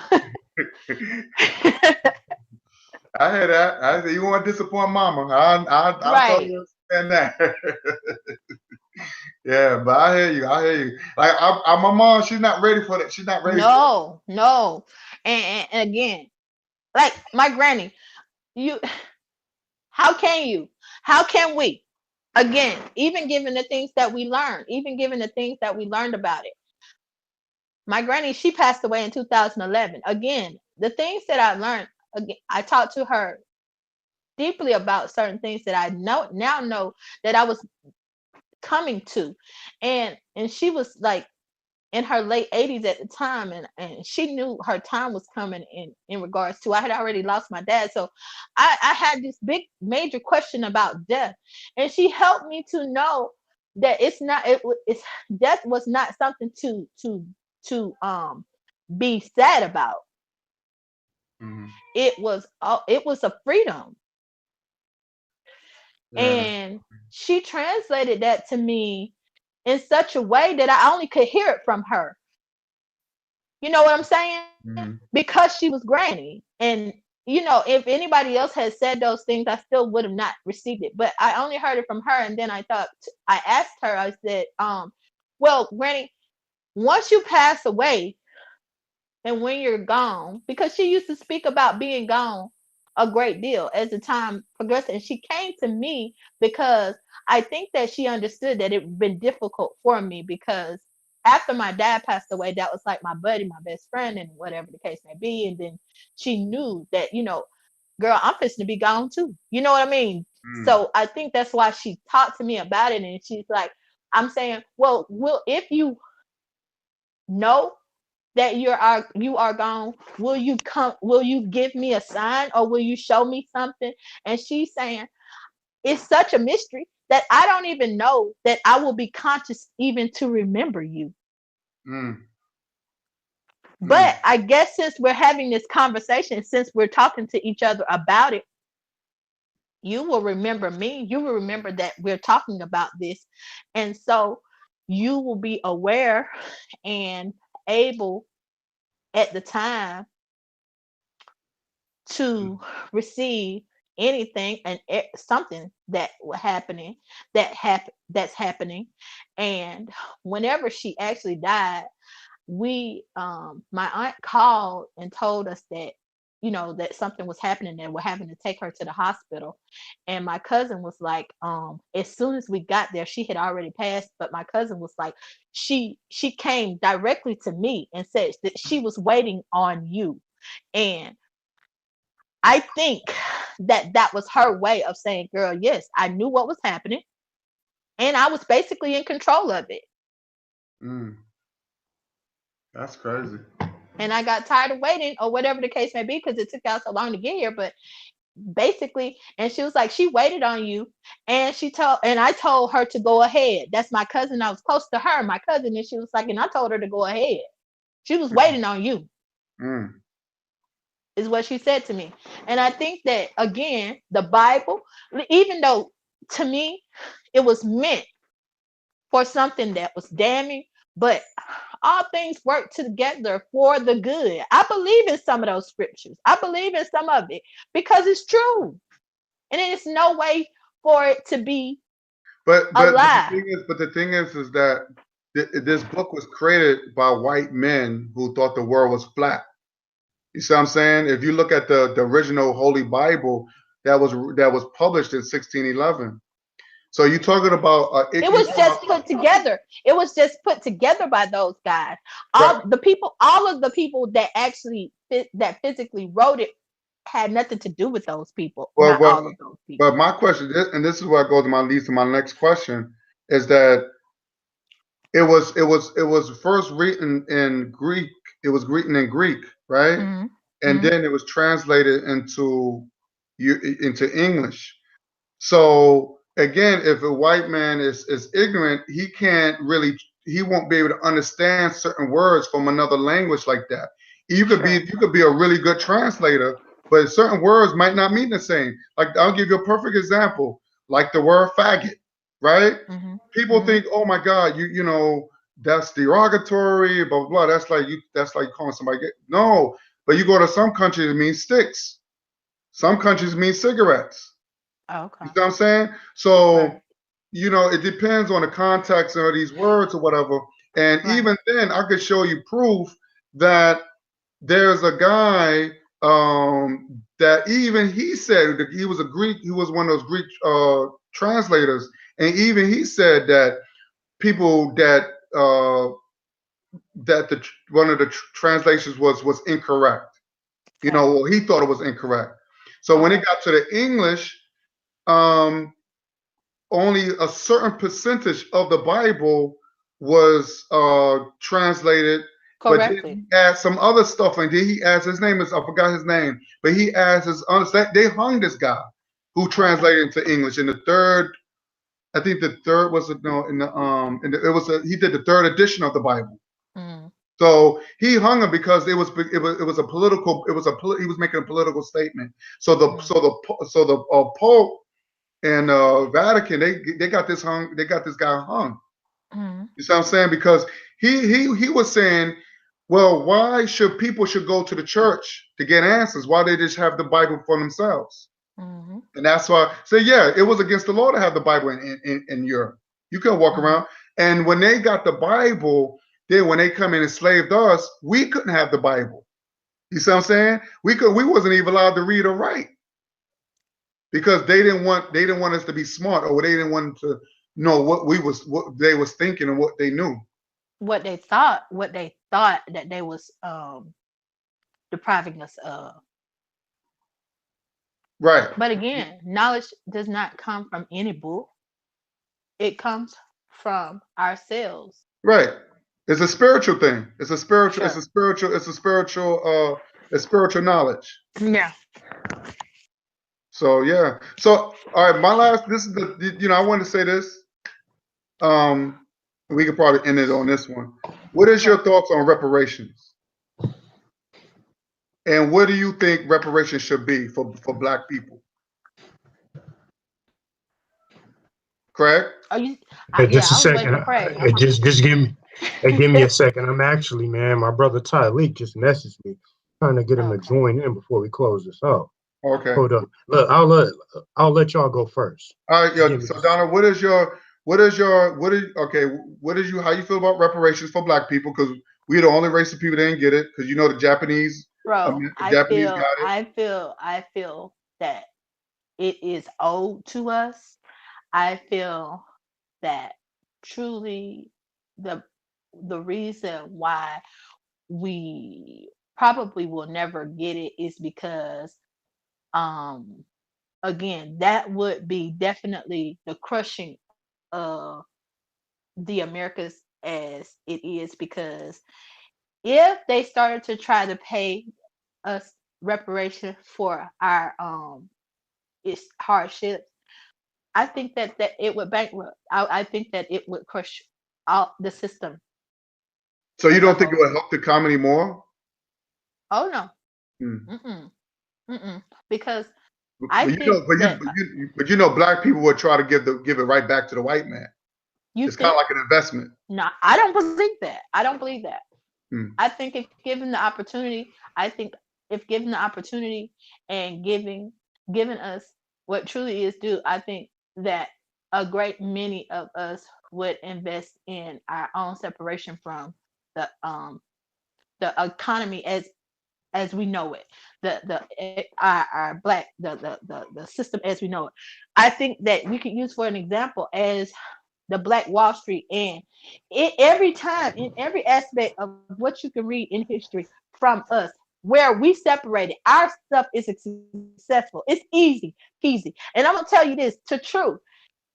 If I had only a percentage of some of the things that some of our black people have, if I had some of the a percentage of it, and I think that most of the black people that are deprived and don't have a lot of things is Hmm. because we are so smart. We're smart enough to use a small something and make something very, very grand. Anytime that we've ever been given our just due, we have created something awesome, and they know it. Hmm. The United States, as we know it, would no longer be. Yeah, that's true. So you think if they give us reparation, that would be the end of white supremacy, or there would be an end of, well, like, what do you mean? Like, it would be an end of, like, you think racism will be destroyed? You think white supremacy will be over? Like, I think that they will no longer be empowered. right, right. I think so. Yeah, you're right. I agree. Because now they will have competition. Right. They Yeah. looking at competition now. Certainly. And then what they do when they have competition, what did they do to the Black Wall Street? What did they do to our, what Right. did they do to even in South Carolina and in certain different places where the black people created um their own communities and stuff where we thrive. And even with poor Haiti as an example. Yeah. Yep. You see, once they cut off, the means for us to flourish, you see what happens.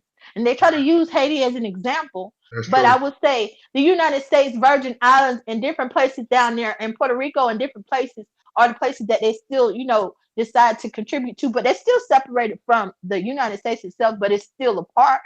Um, Hmm. those black people down there don't feel like they are part of what the United States represents. They Right. have an identity of their own. Hmm. Hmm. You're right. You're right. So, what do you think reparations should be?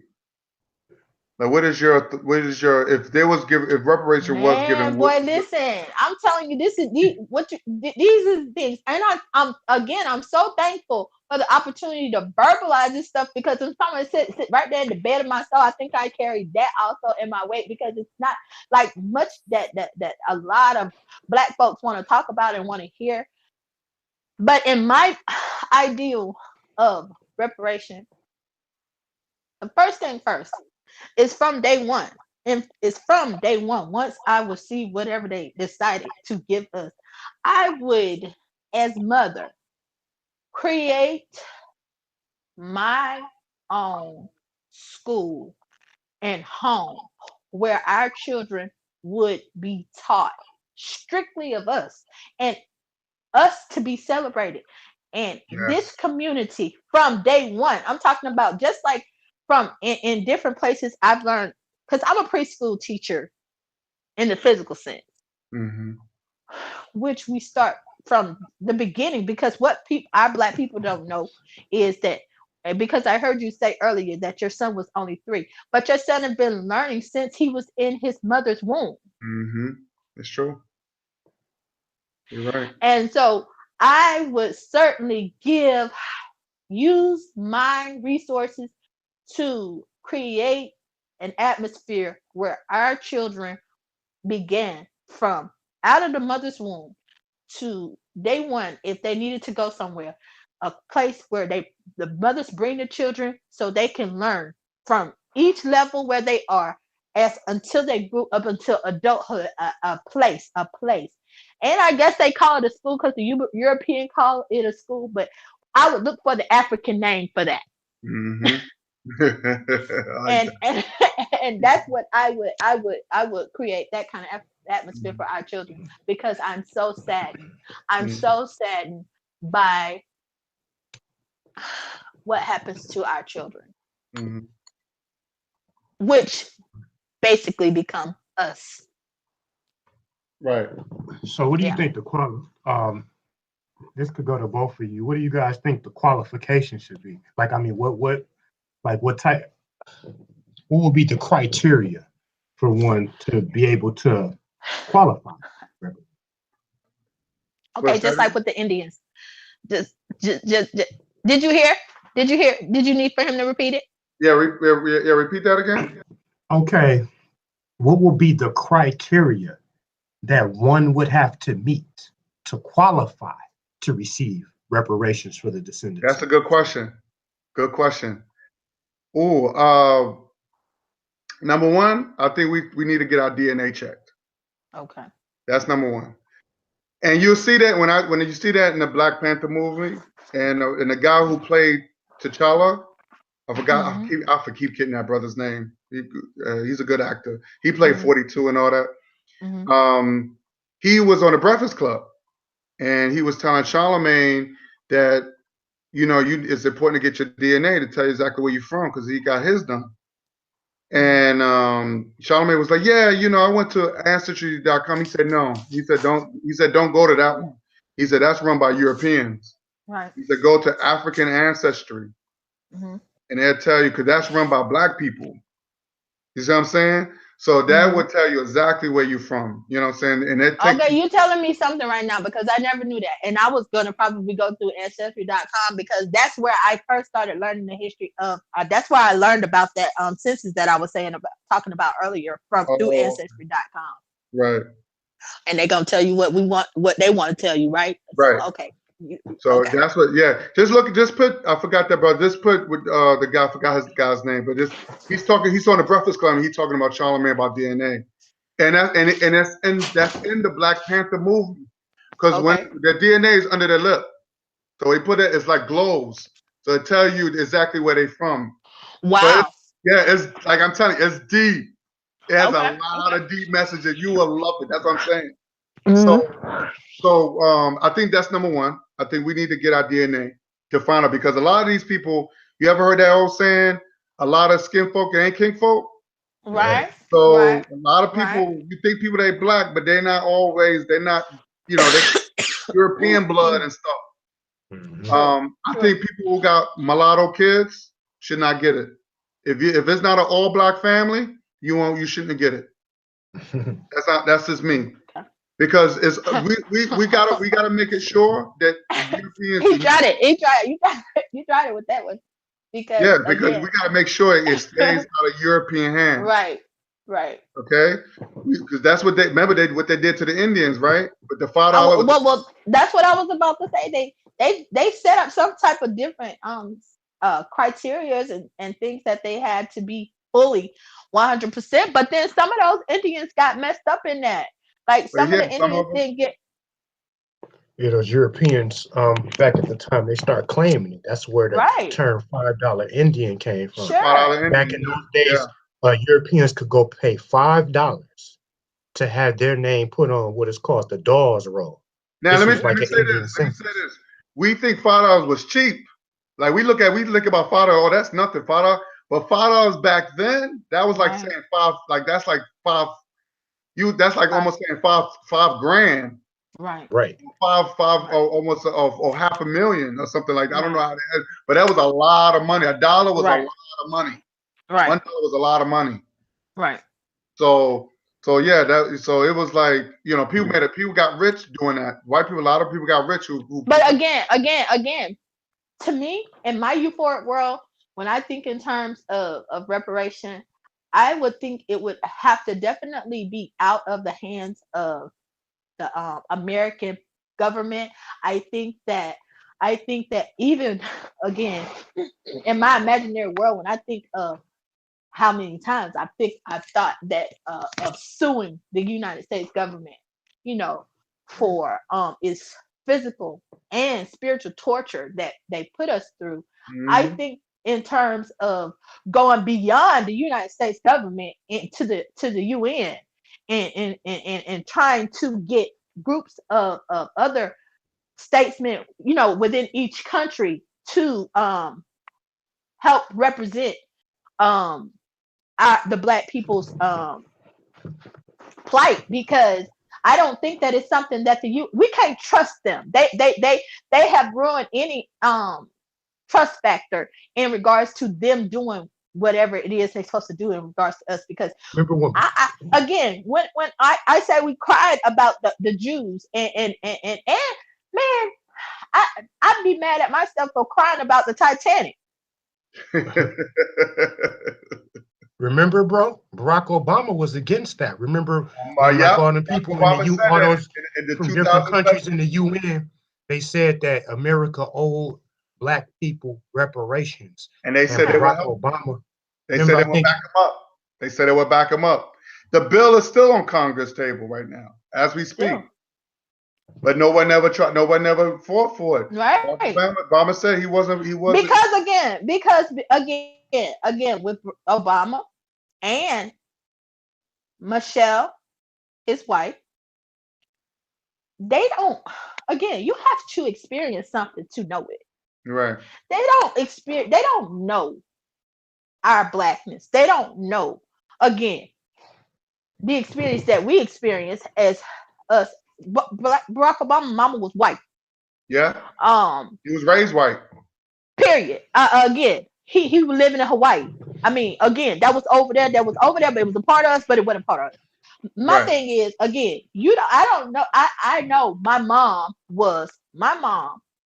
moved from the country, and she says it regularly right now. Certain places she not gonna live because she experienced certain things. We had to be outside from sun up till sundown. She will not live in places that doesn't have air conditioning. Those people were tortured, you know, and I know this because my mom talks about being hot and being outside and being hungry, where her father was a sharecropper and they were paying them a certain amount of money. And you know what a sharecropper means. This what you think. Like some people think of it, Barack Obama and Michelle Obama think of it in terms of being 3 and 4 generations removed. I'm saying this was my mom says that she had to stay outside from sun up to sundown, and that sometimes they couldn't go to school. But we'll do it this way. Let's do it this way. Let's fast forward, because when I was growing up in the 90s in Harlem, I remember there was times there was no hot water. Boom. They were drug infested. You know, a lot of abandoned buildings. Michelle Obama and Barack Obama don't know nothing of that stuff. They don't know nothing of that. They don't know nothing of that. So that was across the country. So of course, if somebody said that to Barack Obama, if somebody at the UK, if the UN said to Barack Obama, Hey, we got your back. We'll represent y'all. And Barack Obama had experienced pissing in a bucket outside. That's still going on right now. Y'all think it's like just because now we living in a place, y'all that's somebody is still pissing in a bucket outside somewhere in the United States. That's true. And don't know no different life than that right there. So That's who we represent for real. So do you believe reparation should be monetary, or should be through how you think I feel land? What about land? I feel that it should be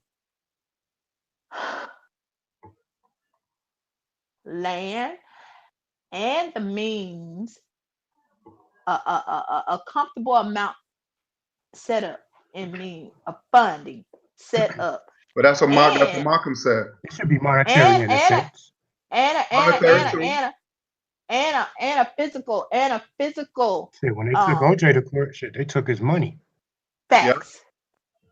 They ain't asked for no free college ride. When they gonna come out, come after Bill Cosby, they coming for the and when they man's come money. after Bill Cosby, they coming after his money. They want him to pay. They want a civil suit. They want to take everything he got. And the only reason why Oprah make herself exempt because she marched to the beat of their drum.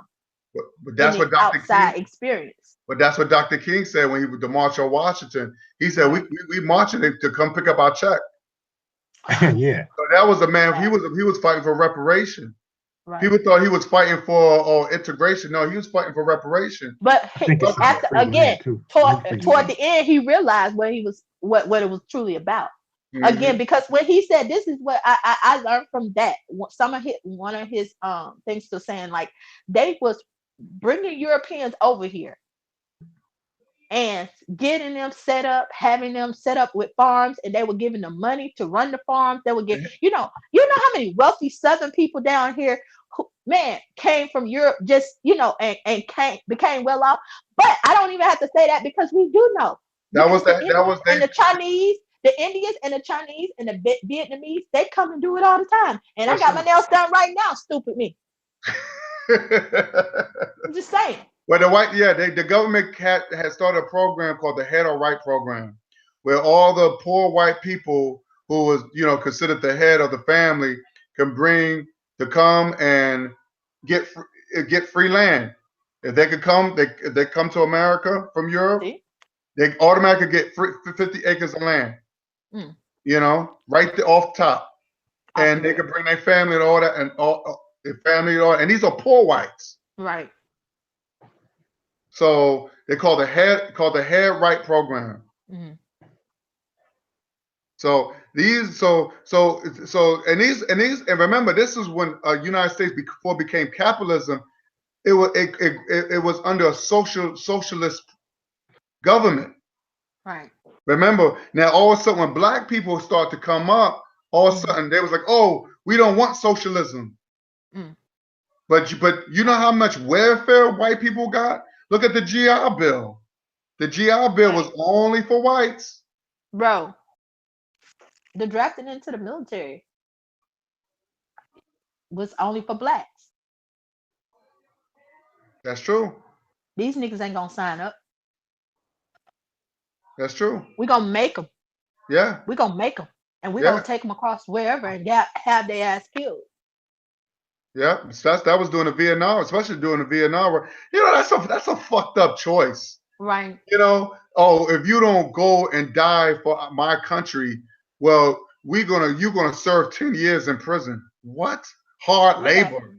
My daddy was straight bitter. My daddy was straight bitter about that thing because again, at the time that he got drafted into the military, he had been like he was like an excellent student in high school, and he was like one of the top runners in the in Albany's Monroe football team, and he had already knew he was gonna get like a scholarship to go to college. And as a matter of fact, the Falcons team was just now being created or whatever the case may be, and they had reached out to him to be on the Falcons team drafted onto the to come and be looked at to be a part of the Falcons original football team.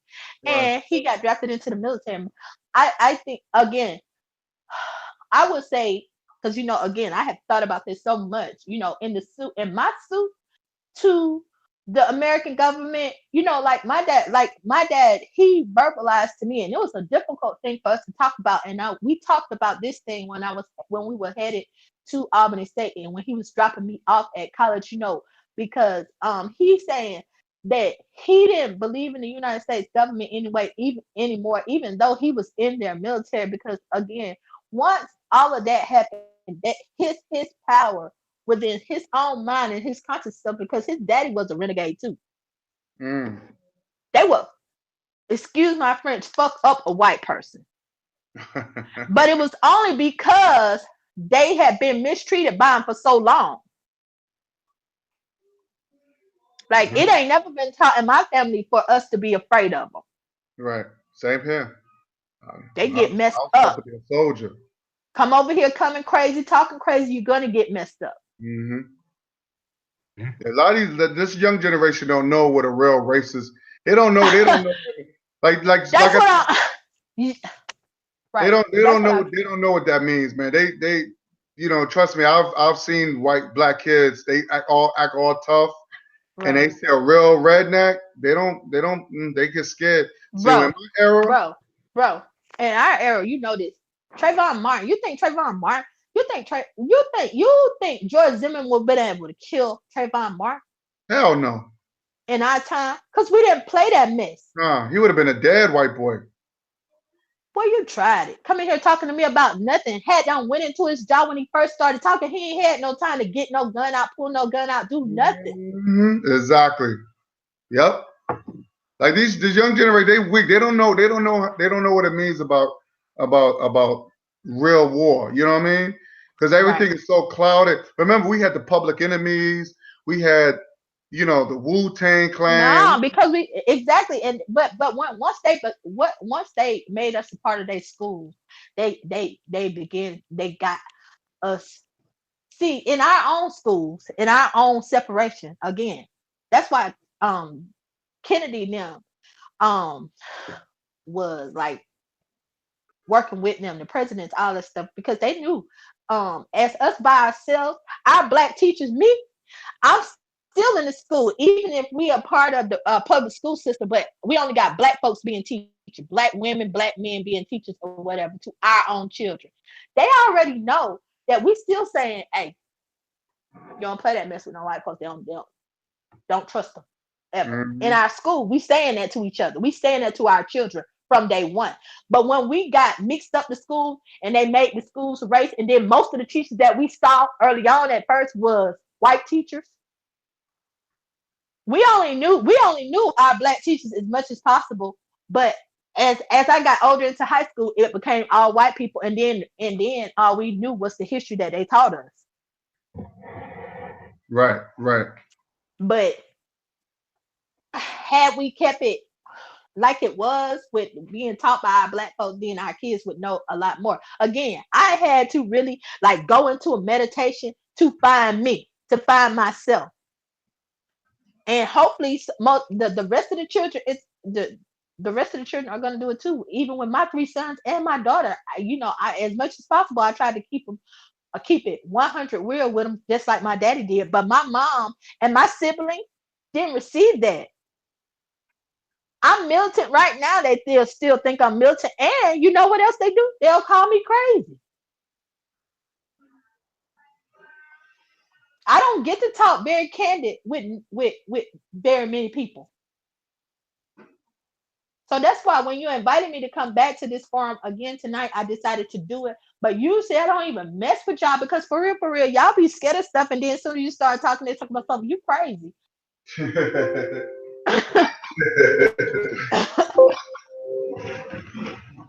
Yeah. So Donna, so are you gonna from now on be a part of our team now? 'Cause we always love to have a female's point of view. I know me and my brother Craig, we have discussion. We always like, yo, we need a female point of view. You know what I'm saying? So I just want to It know, would most certainly be my pleasure. It would most certainly be my pleasure. you know, because Definitely, yeah, definitely. Because again, like I really at tonight I was feeling some type of way, wanting to like really because like my son. what was your expectation? Like what when you first came on board? Because I was definitely excited because at first when I hollered at you, you were just like I wasn't too sure. I was just like, hey, what's up? And I was telling Craig, I said, yo, I'm gonna get this sister on board because I promised I wanted to get on my platform because I saw you on Instagram Right, and you did a couple of videos and I said, wow, she sounds very interesting. So I said, right, that's why I hollered at you. I said, look, I do a little Google Hangouts. We talk about this discussion. I would love you to, right. be on the show and stuff. And you was like, oh, no problem. Just hit me up, let me know, blah blah blah. So then I had that long break because I was on just came out of Facebook jail, Hmm. which I will do a live. I'm gonna do a live. I'm gonna do a live show. I might do it tomorrow. Hmm. Talking about Facebook because Facebook, I know is what they do. They will put up these videos, and it will be against their policies, and then they will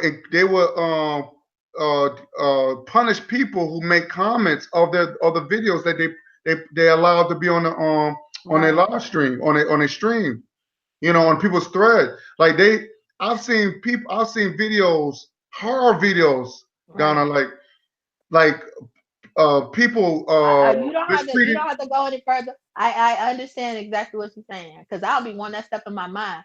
Sometimes I hide it.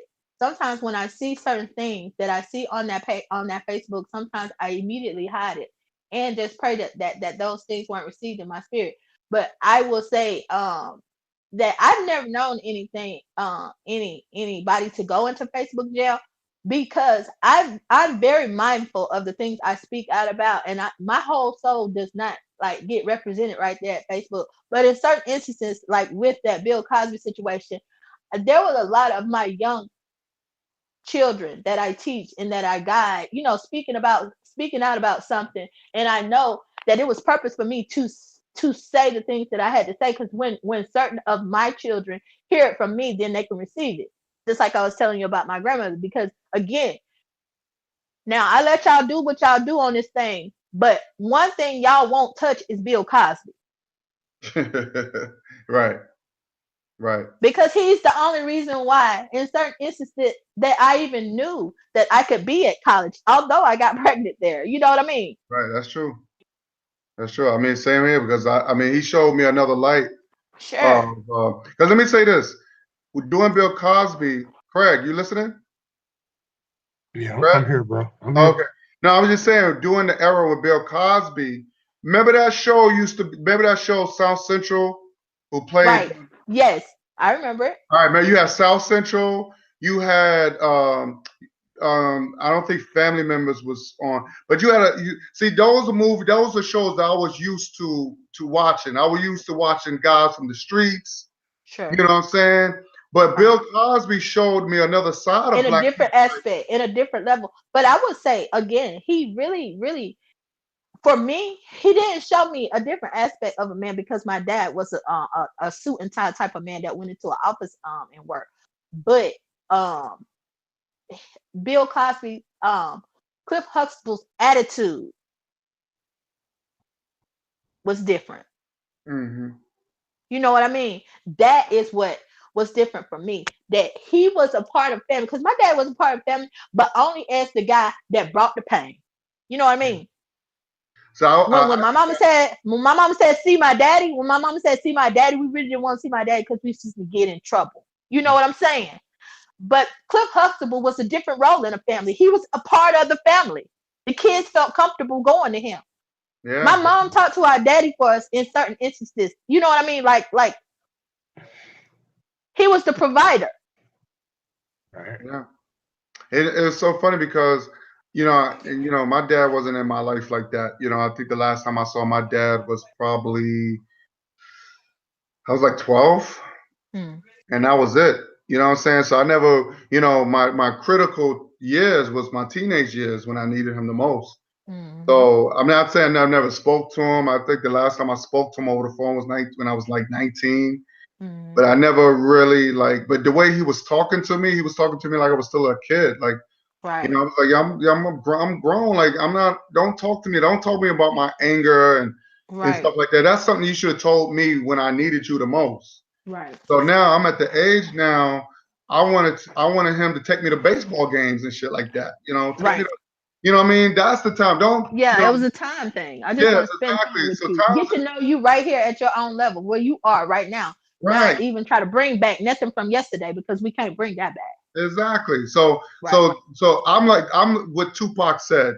Hip hop was my daddy. Right. And it's true. Hip hop taught me how to Yep. fight, taught me how to defend myself. Taught me to take no mess. Right. Even dealing with women, even though I was conflicted, this before I Sure. became conscious, but even with dealing with certain behavior with women, I mean, there's women that you treat, even hip hop, there was women that you treat like women, and there's women that you treat, you treat women how they want to be treated. Right. This Right. is Right. what hip hop had told me. So Wow. even though I was a wild dude, I was wild. I Right. calmed down a lot because I was more like, yo, anybody say something to me, we fighting. You know what I mean? Don't say nothing to me. What's up? But Understood. now that I got older and I say, I kind of pick and choose my battles. I don't. Sure. I try not to engage in Yeah. unnecessary beef. You know And what I'm saying? That's my life is you come into the knowledge of knowing that you can control yourself. You can right. control your It was a yourself. lot of And anger. It was a lot of yeah. anger. A lot of anger. Yeah. Because Yeah. I've done without because I know what it means with done without. So I have people, I hate ungrateful people. That's why I'm very grateful when people give me like if you can give me something right now, I'm very grateful, and I'll hold it for years. I always cherish it. You know what I'm saying? But you got people who spoil. They take stuff. They won't even say thank you. Right. You see what I'm saying? So that's what I'm saying. Growing up without a father, um, it was tough. My Yeah. mother, she only did the best she could, but I didn't Right. disappoint her Right. either because I didn't want her to stress her out. So I did the right things. I went to school, did it because at the end of the day, she's the only one that got my back. Right. I don't know nobody in the streets, so I had to do the right thing. I couldn't sell drugs or whatever. I don't want to be. I'm not trying to be locked up on no Even holiday. and then again, even if you could, like I think that some instances that whole thing is misunderstood. The people that was able to get weight and get people came from people that already had it. I'm sorry. Like it's celebrated in the rap that like nothing people that didn't have very much money or whatever came. Those were the partners. Some of them did, but in most cases, people who stole drugs came from people who had some money. Right. That's Came true from too. people who were able to get some money, even get the connect and set up the connection and things That's of true that too. Yeah. nature. The business aspect of it, you had to be very business mindful to be a successful drug dealer. Mm-hmm. That's true. And I don't even know. I still don't know. No one black drug dealer who became successful, Right. who actually did the drugs, got out of it, owned some True. businesses, and Right. became legit. I don't know one. Exactly. One that and it definitely But that he every wants other to race has done celebrate it that's how and it came prospered. about. That he wants to celebrate. That's how it came about. I'm sure there were quite a few. They just don't talk about how they But really that's true became too. Yeah. legit businessmen. Yeah, you're right. That's true too. Yeah, you're right. All But right. again, I think that social media is just that, just for entertainment purposes in some cases, because of how it was created. I know it wasn't for me to use as a platform. Mm-hmm. No, to they use they it's actually up. They want to know the Malcolm X's and the Martin Luther Kings and the people like that, and they Mm-hmm. want you to get out there and they figure out a way to buy you off first or shut you down. Yeah. Information is powerful, man. That's what I was telling Craig. Information is a powerful thing, man. And And a lot of the times they, you know, a lot of the social media stuff like Facebook and YouTube, they like to see fuckery. They, you know, that's what Facts. draws in the crowd. You know, Facts. they will keep pushing, and you know, you got the sonnetters and the polites or whatever. They want to keep people. They like now you got the conscious people fighting, and because you know, it gives people entertained. And like I don't want to be entertained. I want to learn. Exactly. You know, I could watch, like, you know, I could go on Netflix and be entertained. You know what I mean? So, you know, this is I want to create a platform where, you know, we can set things right. You know, I'm all about set things right. We can see what's wrong with it, and we say, okay, this is what's wrong. Let's make it right. This is what we're gonna do Right. to make things right. And we need to stick to it. We need to practice it at home and everything. So if any come up with new ideas, okay, boom, right? So Here in my own community, this is my thought about where I work again with the preschool, with pre-K, and I know that early on, before I even knew about welfare, I that we could get welfare and things of that nature. Like my older sister, like told me once I had Devin and Damien, to, you know, hey, you can go down there and get assistance here and get assistance there. At that time, I didn't know nothing about that because again, I grew up in a household with my mom and dad, but my oldest sister had like took a outside experience with like I guess what is considered like the ghetto or whatever the case may be. She had project friends, so she had like learned about certain things, and then she brought it to my other younger sister and I about, you know, the means and things that we could get, like Section 8 and welfare or whatever the case may be, especially right, once my children were younger. And then I it was like I don't want to do that. I don't want to do that. But now when I had been basically kind of forced into the situation in certain instances where I wasn't getting child support or wasn't getting the things that I needed or whatever the case may be, you had to sign up for food stamps or whatever the case may be. I learned of those things. And now when I've been separated from having those things and like became a certified teacher or whatever the case may be and joined the work experience and still you um get put in positions where sometimes you lose your job, sometimes you know certain things come up and you still become in a financial situation. What right now, what I was thinking inside of our communities, what the girls could learn and use is the same thing where they set up the defect saying, oh, making us think that we the only ones getting welfare or whatever the case may be, teaching our women, the ones who sign up to get welfare or whatever, to go work into the places like preschool and the Head Start and the different child care places, because they need to learn what it is to deal with our children and take care of our children or whatever the case may be right now with the setup that it is already. I wanted to create a program within the DFAC system to get the women transition into automatically working from the beginning in a preschool setting with the age group of her children, and so that she can get hands-on work experience through that, working with her own child. okay. That sounds good. That sounds really good. Because more so than not, we spend a great deal outside of the home with our children. And this is my Mhm. own experience. It's the reason why I'm a preschool teacher is because I really, really, really, my mom did not allow too many people to touch us, too many people to experience us, or for us to be in too many places outside of school. So do you believe in homeschooling? Oh, absolutely. Mhm. Absolutely. I was not able as a single mom, but had I been married to my true husband, I would not have ever sent my kids to any school, to any public school. I Oh, would have taught them myself. okay. That's what's up. That's what's up. Yeah, I think homeschool would be definitely best. I mean, I know my kids ain't homeschool because ain't nobody, they don't have nobody. You know, plus, you know, me and my lady gotta go to work. We are our own teachers. We are our own first teachers. Hmm. I believe that Yeah. firmly. And we have to power our children up. We have to power our children up with ourselves and then expose them to the outside world. That's how it's truly meant to be. Yeah, yeah, that's true. You're right. So, it's all about trying to, I think when my kids get a little old enough, I'm definitely gonna like, because I got all this information, I got all this knowledge.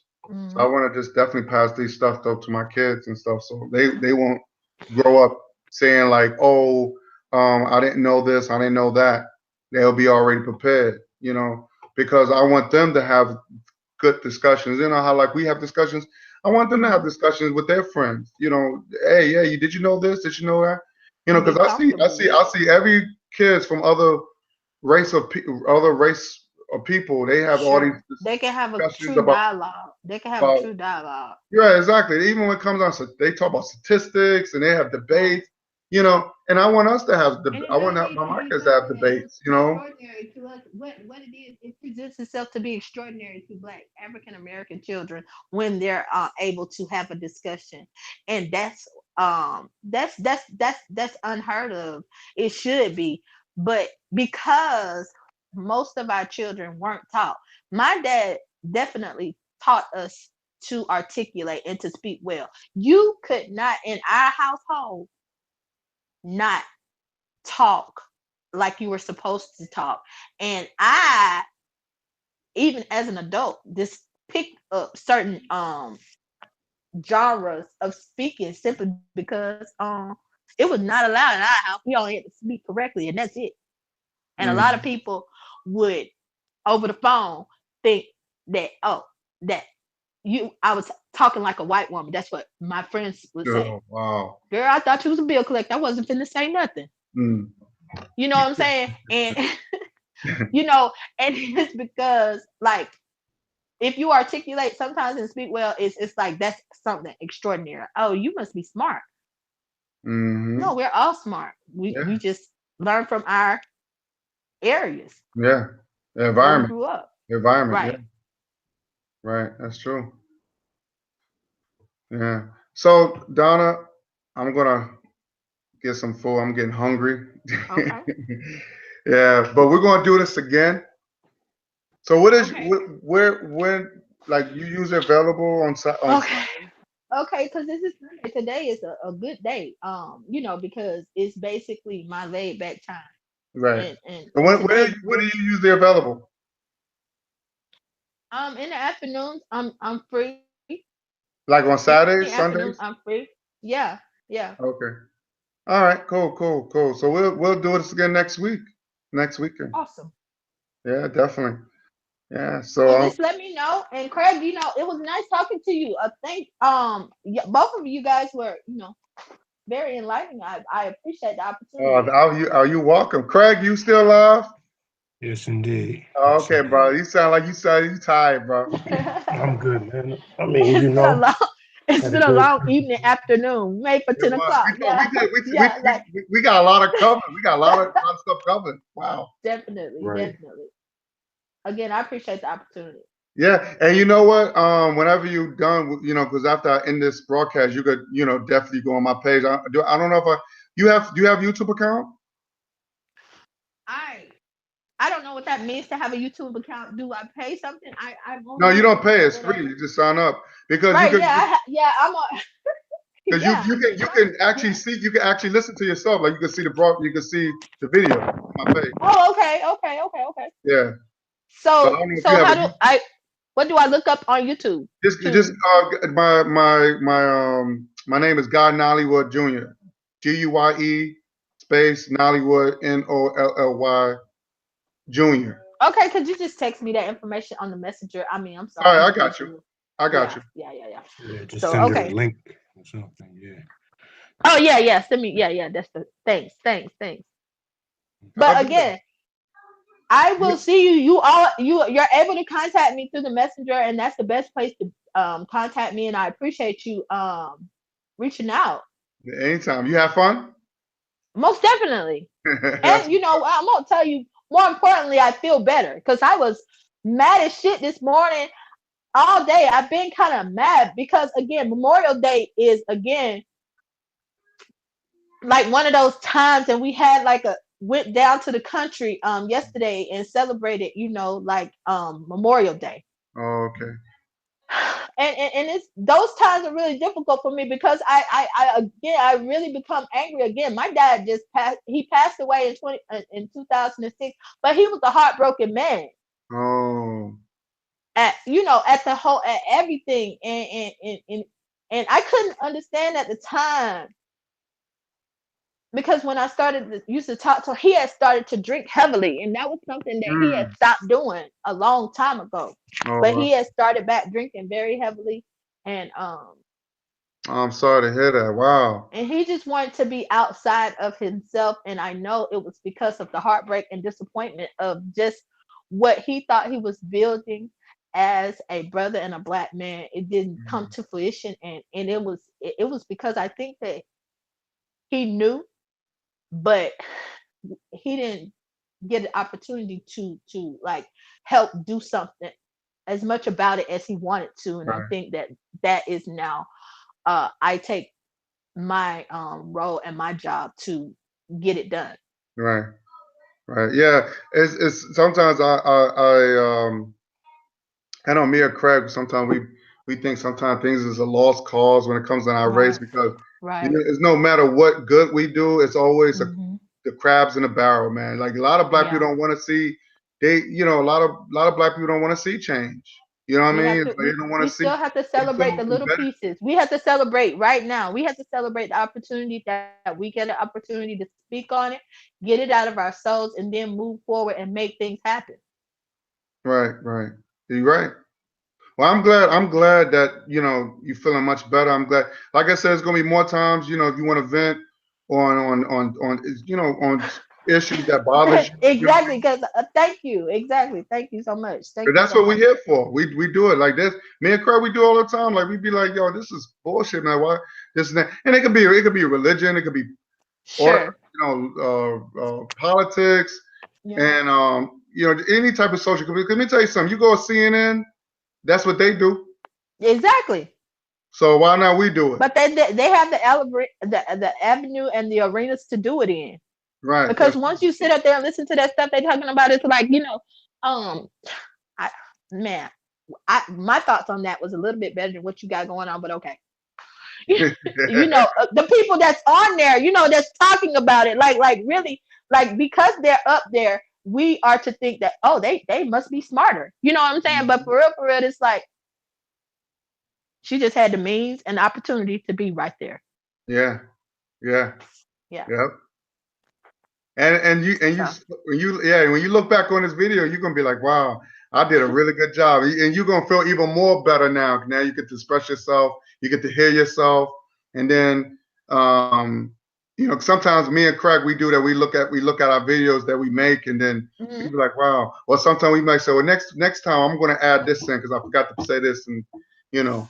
So that's what we do, man. It's just a good feeling. Sometimes it's a like it's another way of like you said, it's a stress reliever, Right, you know. right, So right.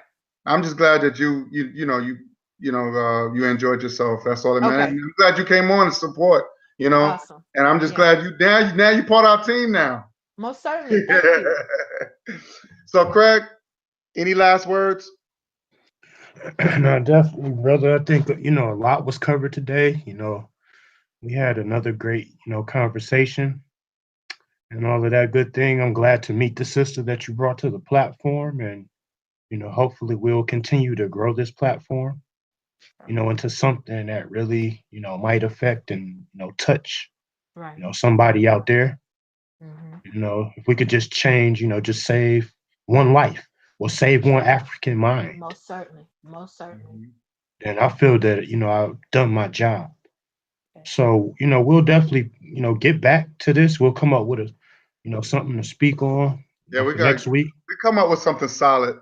I know we Yeah, was all over the place and stuff, but we come in with more something solid. Yeah. Yeah. Yeah. right, What no about you, doubt. Donna? Any last word, Donna? No, that was it. I appreciate the opportunity, and I thank you for recognizing and realizing that I have a thought, and I Mhm. appreciate it. I just appreciate the opportunity to just kind of get some of this stuff out of my soul about us because I love my people. I do. But sometimes they sadden me. Yeah. Yeah. And I just want to say, like, you know, it's always good to connect with, you know, minds that are alike. You know Yeah. what I mean? You know, Yeah. I don't like to, Common base. Yeah. right? Yeah, I don't like to every time you say something, somebody got to rebuttal every little thing you say. Sure. So it's like no matter how doesn't matter how logical you are. Hmm. You know, somebody always want to disagree with you. You know what I mean? Sure. So it's always, you know, get with somebody who has a like minds, and then you Hmm. can build from there. Because let me tell you Hmm. something. Like, I give you a perfect example. Almost every white people believes that Christopher Columbus discovered America, which he know he didn't. Right. So we need to all come together and say, yo, this is what it is.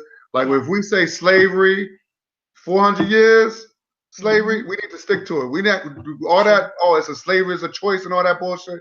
We need Right. to, you know, We then it are becomes something else. So we sure. need to stick to it and move on. Yeah. Just like white people, they stick to it and they move on. They don't go back Yeah. and try to fix it up. No. So I think Yeah. that's what we need to do. We need to be just build and just open, like I said, just open minds. And I'm one with that idea. That's what's up. Yeah, definitely, definitely. All right. Y'all enjoy your night. Y'all have a good evening. You too. See you, Thank Craig. Peace. you. Peace. Later. Peace.